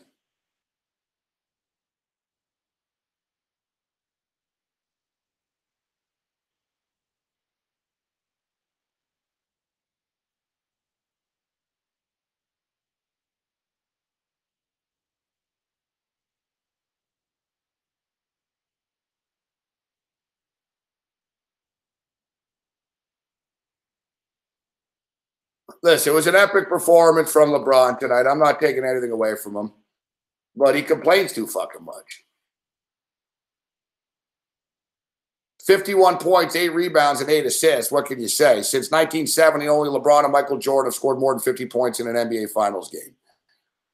LeBron James is starting to cement himself in the history. Like he's right there. There's no doubt about it. LeBron James, the first and only player in NBA history to score or assist on 70 points in a finals game and lose. He's now done it on 2 occasions, both against the Warriors. Jerry West did it. And Walt Frazier, the only ever players to score or assist on 70 points in a finals and lose. And of course, Jerry West won the MVP and lost. The only guy to lose the series and winning MVP is Jerry West in 1969.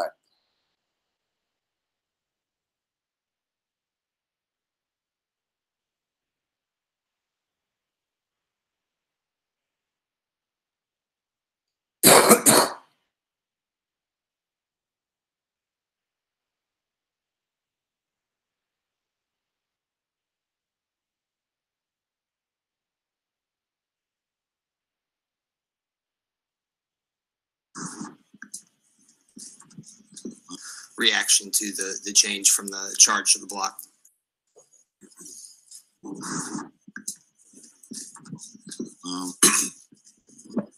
I thought I read that play just as well as I read any play in my career. Defensively, I seen the drive.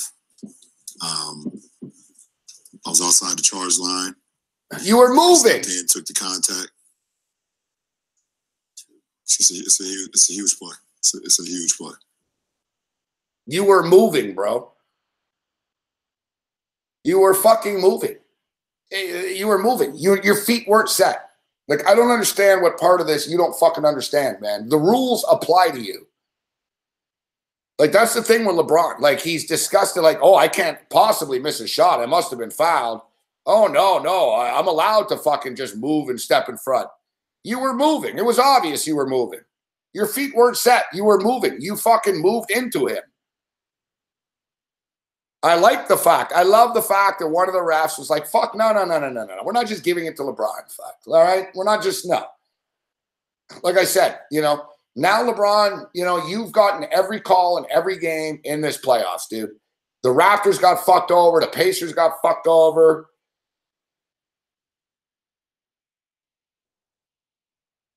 You've gotten every call.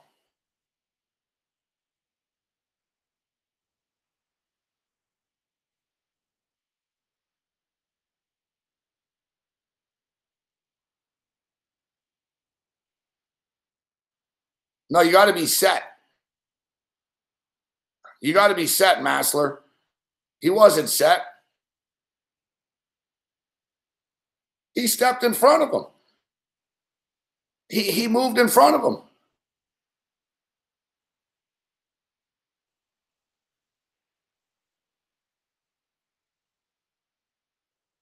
Big man on campus, though, is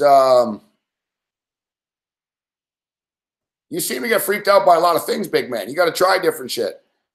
Like, big man on campus is grossed out by butter chicken.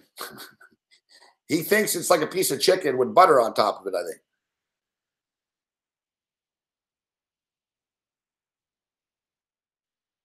I'm a chicken connoisseur.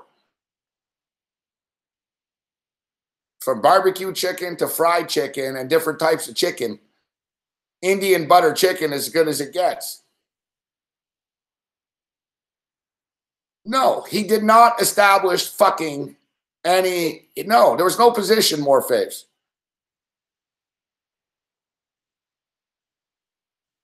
Butter chicken's amazing. Exactly. See, big man doesn't know. He's like, oh, butter chicken. Doesn't. That's really disgusting. Like, you think it's like a piece of chicken, like what? Like chicken breast where you put a bunch of butter on top of it?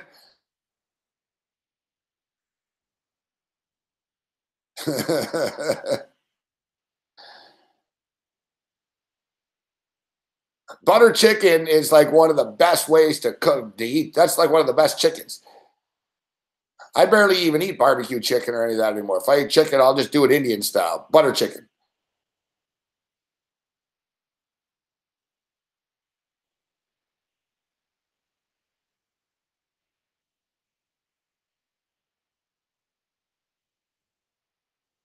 Guys, his feet weren't set and his body wasn't set. He ran in the middle of the paint, fuck. He stepped in front of Kevin Durant. He stepped in front of him, fuck. It was the correct call. It was the correct call.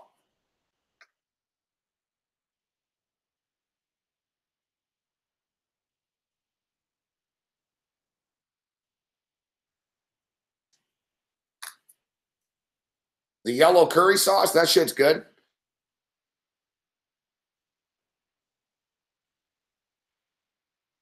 Now, you guys probably have some good butter chicken out there in London, eh, Ken Peacock?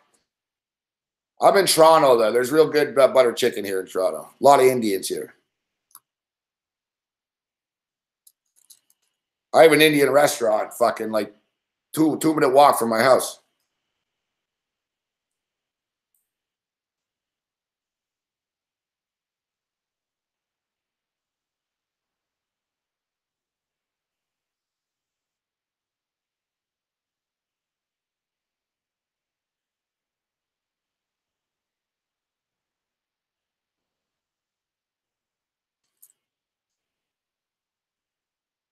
Yeah, tandoori chicken's real good.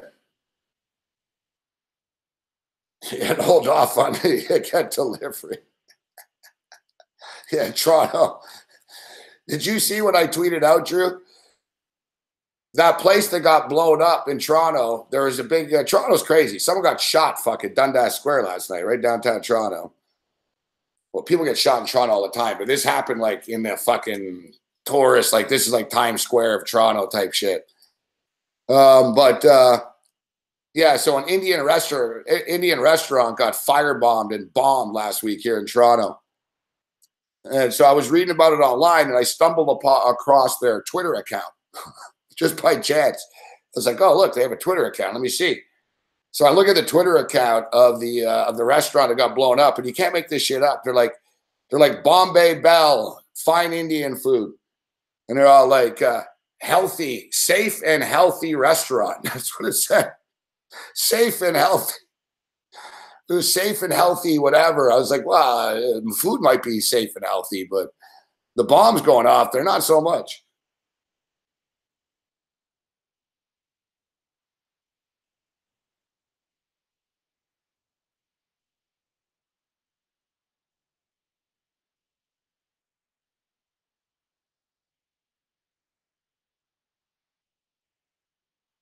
Yeah, the Dixon Street Gang. Yeah, the Dixon Bloods.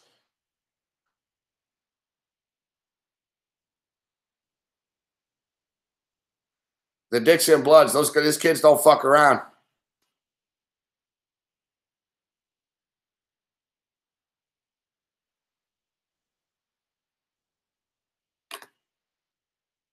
Like that, those are the guys. I don't know. Was I telling you about the Rob Ford stuff, or I was telling the story about Rob Ford and how all the other kids that fucking filmed him are all dead and shit?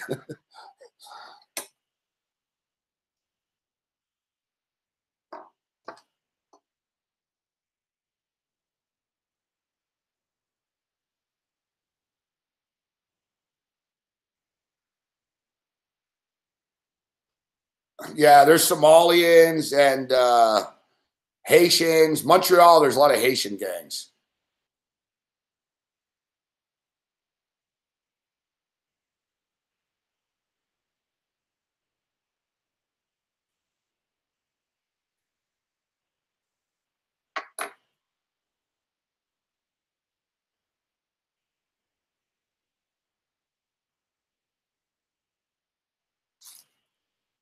Yeah, you get it nice and hot and spicy, though. It goes right through you there.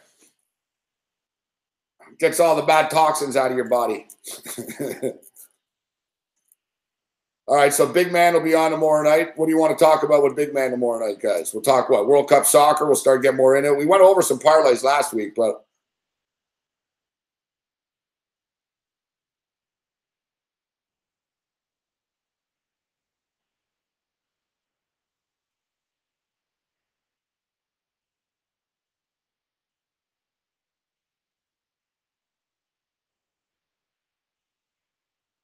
I know it's fucking crazy. I said that, Drew.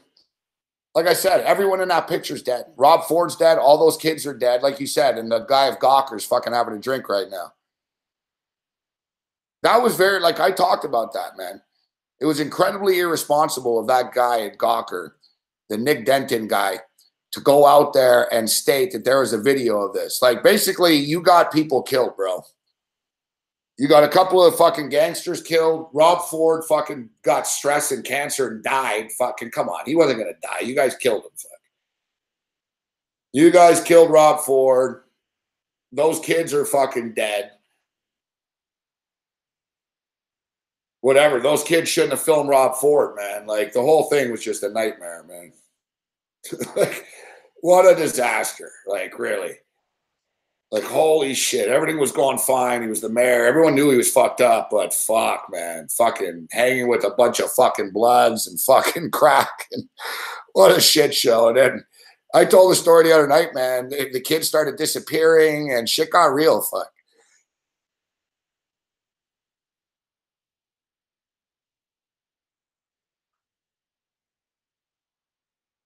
Yeah, I think tomorrow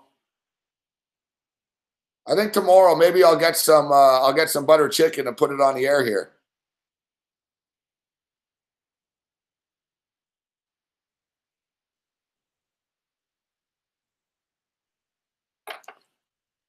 That's what we'll do. Tomorrow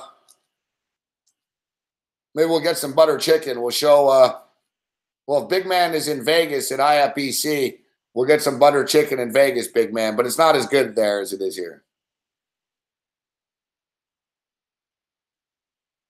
It's funny, my ex-girlfriend, fucking, we ate Indian food in Vegas. It was like supposedly the best Indian place in the city in Vegas. And she was like, this is fucking terrible. I was like, that's not that bad. I didn't think it was that bad.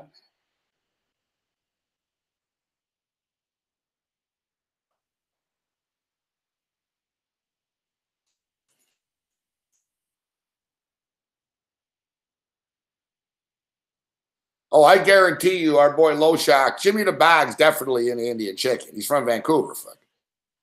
Or he's from Toronto. We live in Vancouver.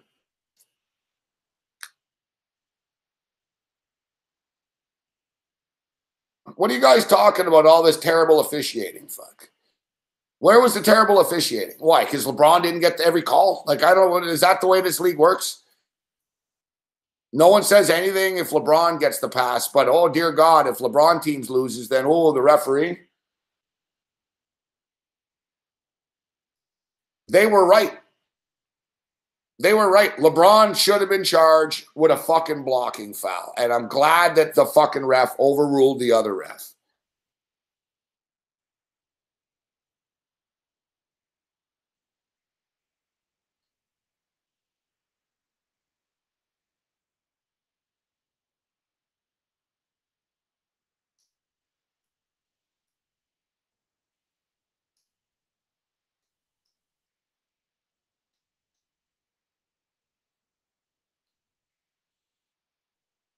So what's your beef with the ref? What call did the ref fuck up on here?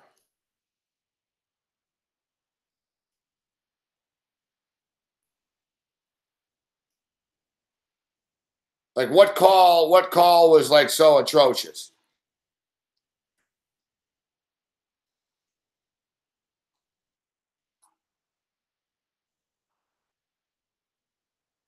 Like I will admit that they let a lot go, and there were a couple of times that it appeared like guys on the Cavs, got bumped, but it was the same way on the other side.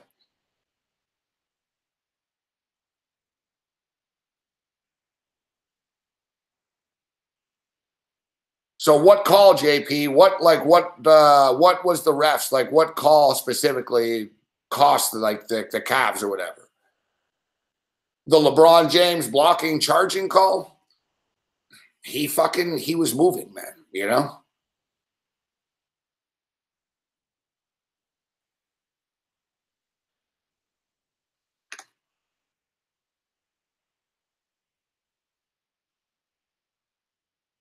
Welcome to the NBA.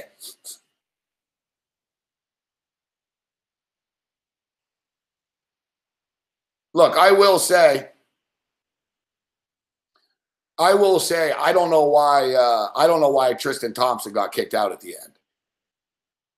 He didn't do anything. Like, I don't know if he said something to someone that they didn't like, but he kind of bumped into Klay Thompson when it was a normal foul. Should have been kicked out.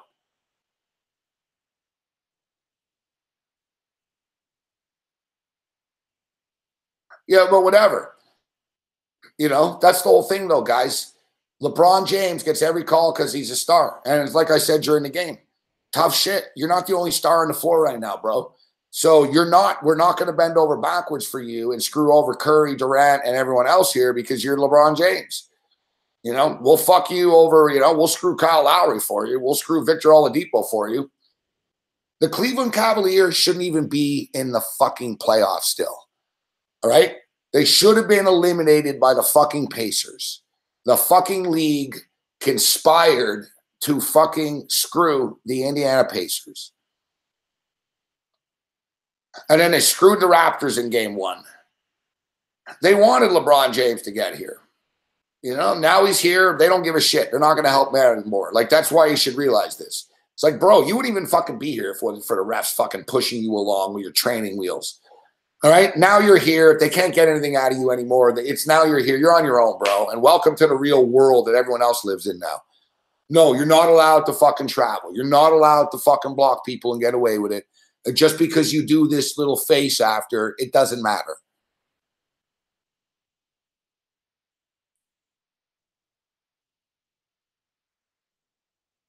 And whatever, man.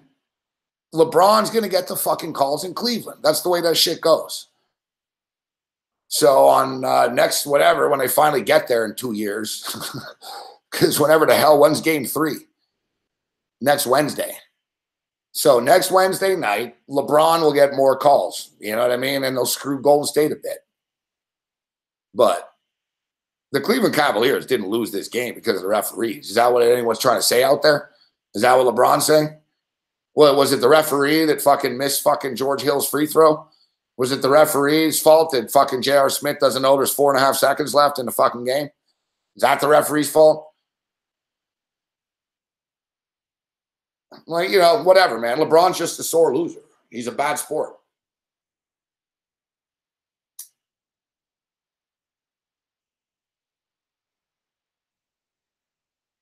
Now, I said at the time, Mike Garba, during the show here,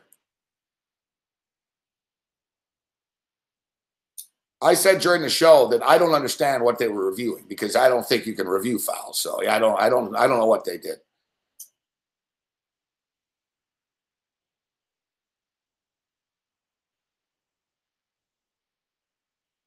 Teddy was telling a story about a football game for some reason at that time. I was telling Teddy, I'm like, Teddy, come on, man. I'm trying to. Teddy's like, why are you so stressed?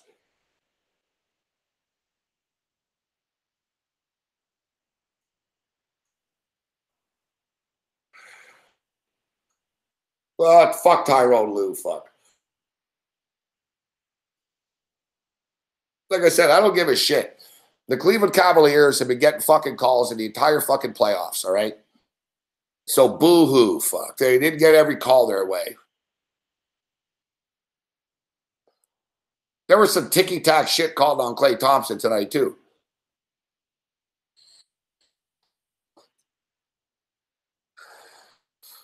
I'm tired of this shit, though. Everybody always has to blame someone after games nowadays. This is a society we live in now. You know, when it was the hockey, it was the ice fault. I never bitch about the fucking ice. I had money on the Capitals in game one. People after all, the ice was sloppy and hurt the Capitals.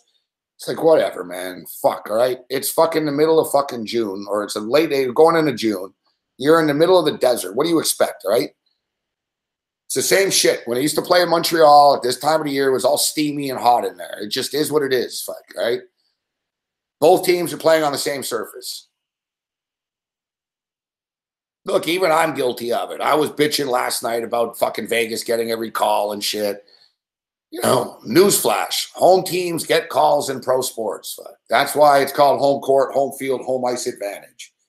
You know, it's not like it's new. We're just passionate fans. We get caught up in a moment and bitch about it.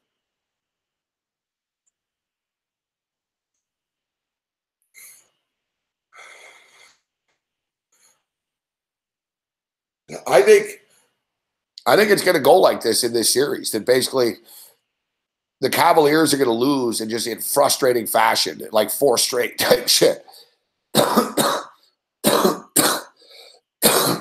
But I'm not going to lie, and I'm not a big LeBron fan, but LeBron's legacy and greatness goes up here. His legacy is going up right now, even in a losing fashion. I mean, the motherfucker just dropped 50 points.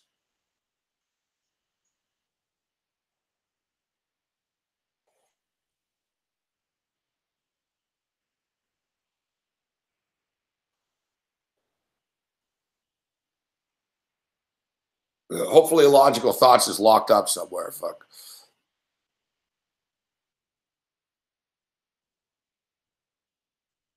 I can see it now, though. Vegas loses the Stanley Cup, and then everyone's going to say after, oh, fucking Vegas casinos never lose. They fucking made sure. There's always a conspiracy everywhere. Look, big man thinks that Russia fucking, you know, tried to kill the fucking Mo Salah guy. Because Egypt's in the same group. It's like anything that happens in this world is fucking Putin's fault. Putin's probably responsible for the kid that got shot last night in Toronto. Fuck. Russian connections.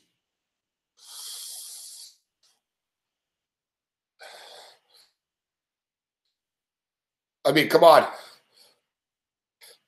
You know, a soccer player gets hurt, it's Putin's fault.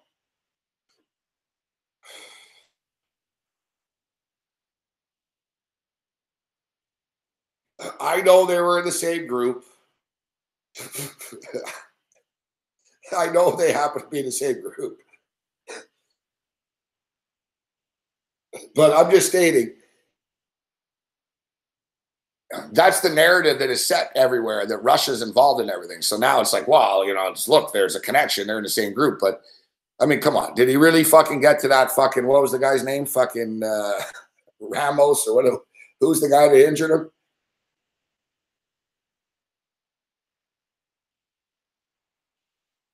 Listen, yeah, Ramos. I'll tell you what, big man. If somebody on Uruguay gets like run over by a car tomorrow or over the next couple of days, then I'm in. Like, if someone on Uruguay is poisoned, run over, you know, goes missing, hey, fuck, 2 guys from Uruguay are missing. Fuck, the 2 midfielders.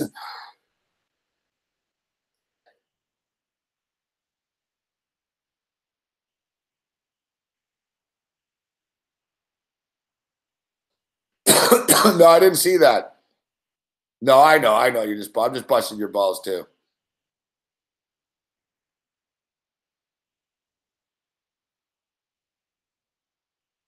So why didn't J.R. Smith just call timeout then?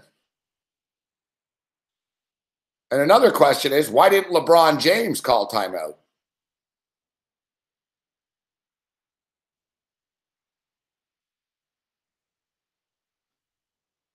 Honestly, how come LeBron James didn't call timeout? Fuck.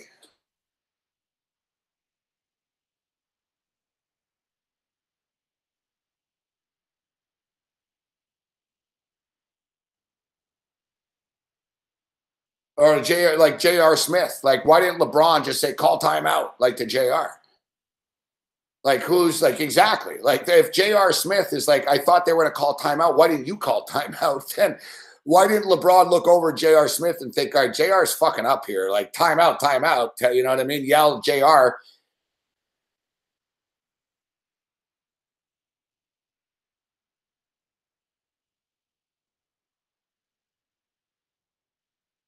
Like, LeBron James is right beside J.R. Smith. So LeBron James could just say, call timeout, timeout. You know what I mean?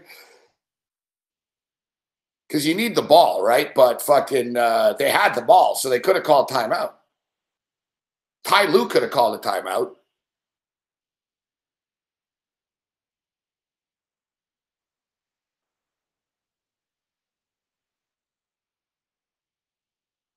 I think they were just shocked.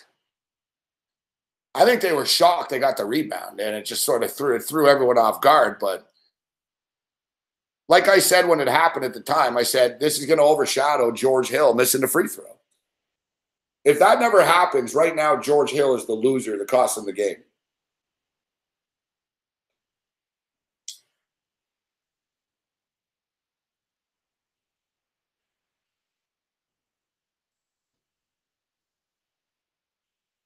The next Raptor coach, what's the guy's name? Fuck.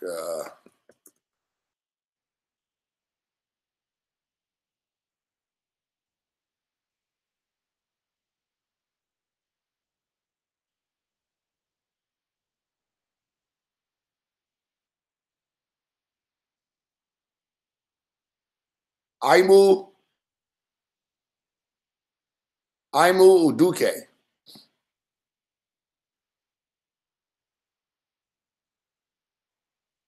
Sorry. Ime Uduka.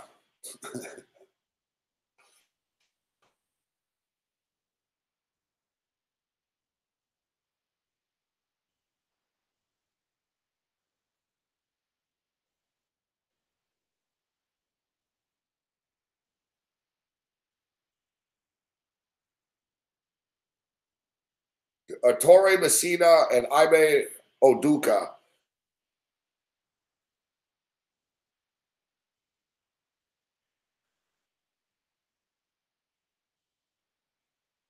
This Uduka guy seems to know Masai.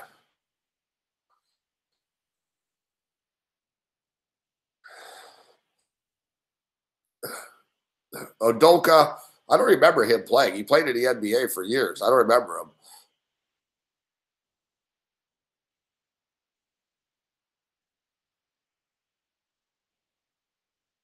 He's an assistant with the San Antonio Spurs.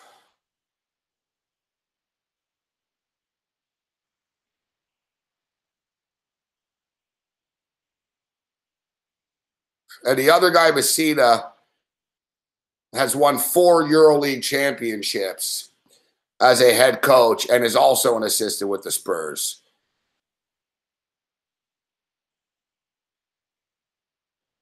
It seems to be between those 3 guys, the 2 Spur guys and Jerry Stackhouse.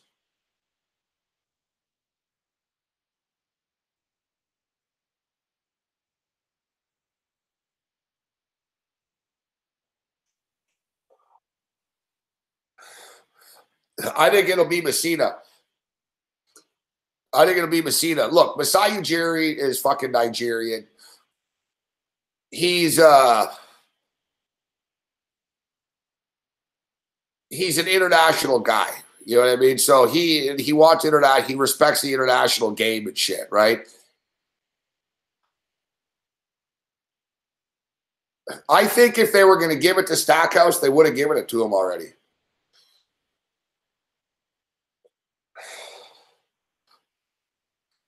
That's my opinion.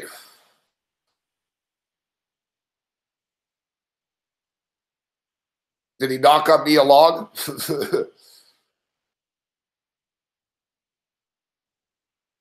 We'll start betting some baseball, Sean, but I got to start following it a bit. Yeah, those are the front runners, Pushy.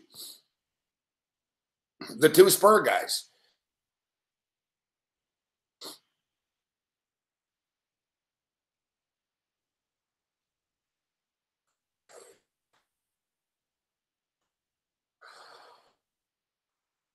No, Stackhouse isn't getting a job anywhere. The jobs are already filled up. Looks like Dwayne Casey is going to be the new Pistons coach.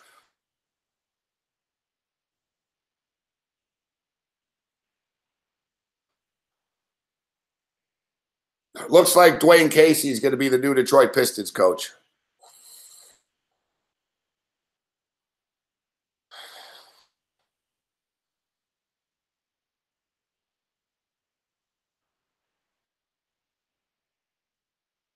All right, so game 2 live, 12 and a half, 215 and a half. That's Sunday night. Saturday night, we got the NHL. Washington Capitals, exactly what we said last night. It would be minus 135. It was, but it's been bet down. I think because people are realizing Kuznetsov's probably going to be out. This could be a problem for the Capitals, actually. Kuznetsov is like their second, third best player.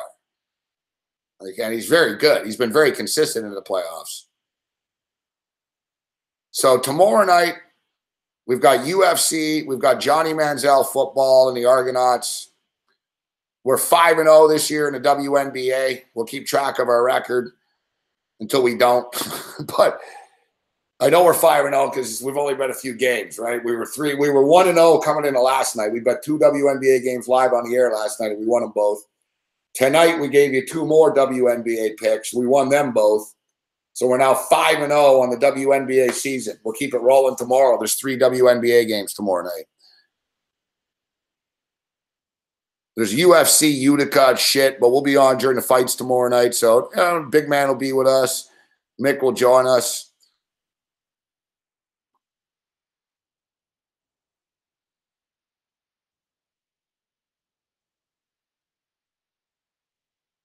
We're going to start talking football soon. Yeah, keep us posted, Sean Robertson. I bet college baseball. Man, Bet365 has fucking the women's softball NCAA going on. You can bet on the women's softball.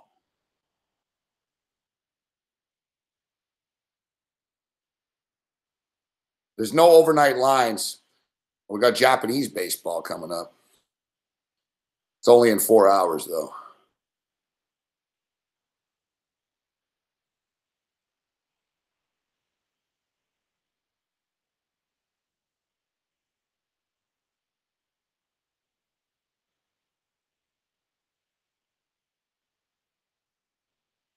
I'd say let's go under the number in the Chunichi Dragons and Nippon Ham Fighters. Under 8.5. Ham Fighters, Dragons, under 8.5. And the Occult Swallows and the Rakuten Eagles, under 7.5. 2 late night Japanese baseball picks for you. There, it starts at 5 in the morning only, though. Nippon Ham Fighters and the Dragons, under 8.5. And the Rakuten Eagles and the Occult Swallows, under 7.5.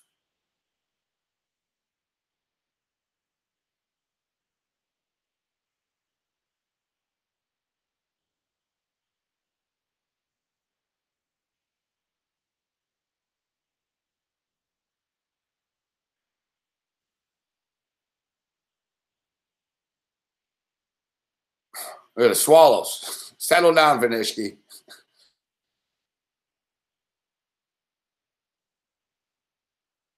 I do like Rivera tomorrow night, and that parlay we told you, the parlay will hit.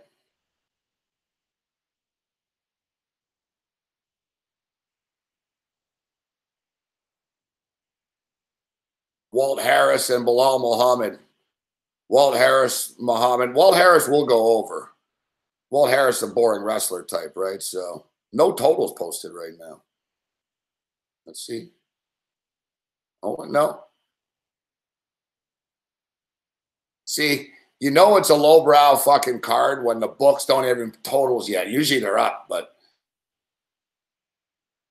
What time's this shit at tomorrow night?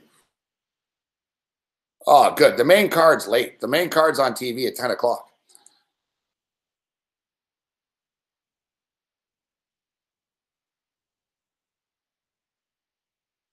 Yeah, the main card starts at 10 o'clock tomorrow night on TV. So we're going to be on during all these main cards. So tomorrow night, it'll be nice. We're never on during UFC night. So tomorrow night, it's UFC Betcast night. So we'll have all our picks tomorrow night for the shit going on. Baseball, I need to do research. I don't do overnight baseball picks. Cubs are at the Mets. Blue Jays are at the Tigers. Strasburg's on the hill at the Braves. Strasburg's money. Wow, Chris Sale's minus 105 at Garrett Cole tomorrow. Garrett Cole minus 115. Actually, I see some baseball games that sort of jump off the page at me here. St. Louis Cardinals are starting to heat up right now, and Tyon is not the pitcher. But I got to do my fucking fantasy and baseball research overnight and in the morning. Good night of picks tonight, people. Following up, it's been a nice week.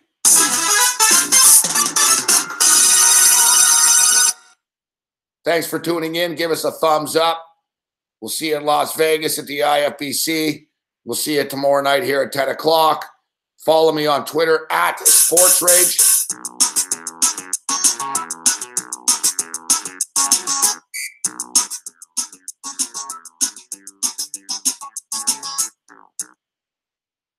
At SportsRage, we're on the radio tomorrow afternoon at 4 o'clock. Babano will be with us. Steve Merrill, Babano, and more. Hijinks. And check out the Right Side on Campus in the morning. Low Shack in the Bag and all the SBR videos throughout the day. And we'll see you guys here at 10 o'clock tomorrow night live UFC bets. You want my picks? Check out my Patreon page, patreon.com/SportsRage. And I also post them on Twitter or tune into the radio show. I can't come to your house and click it for you. Other than that, you on your own. Later.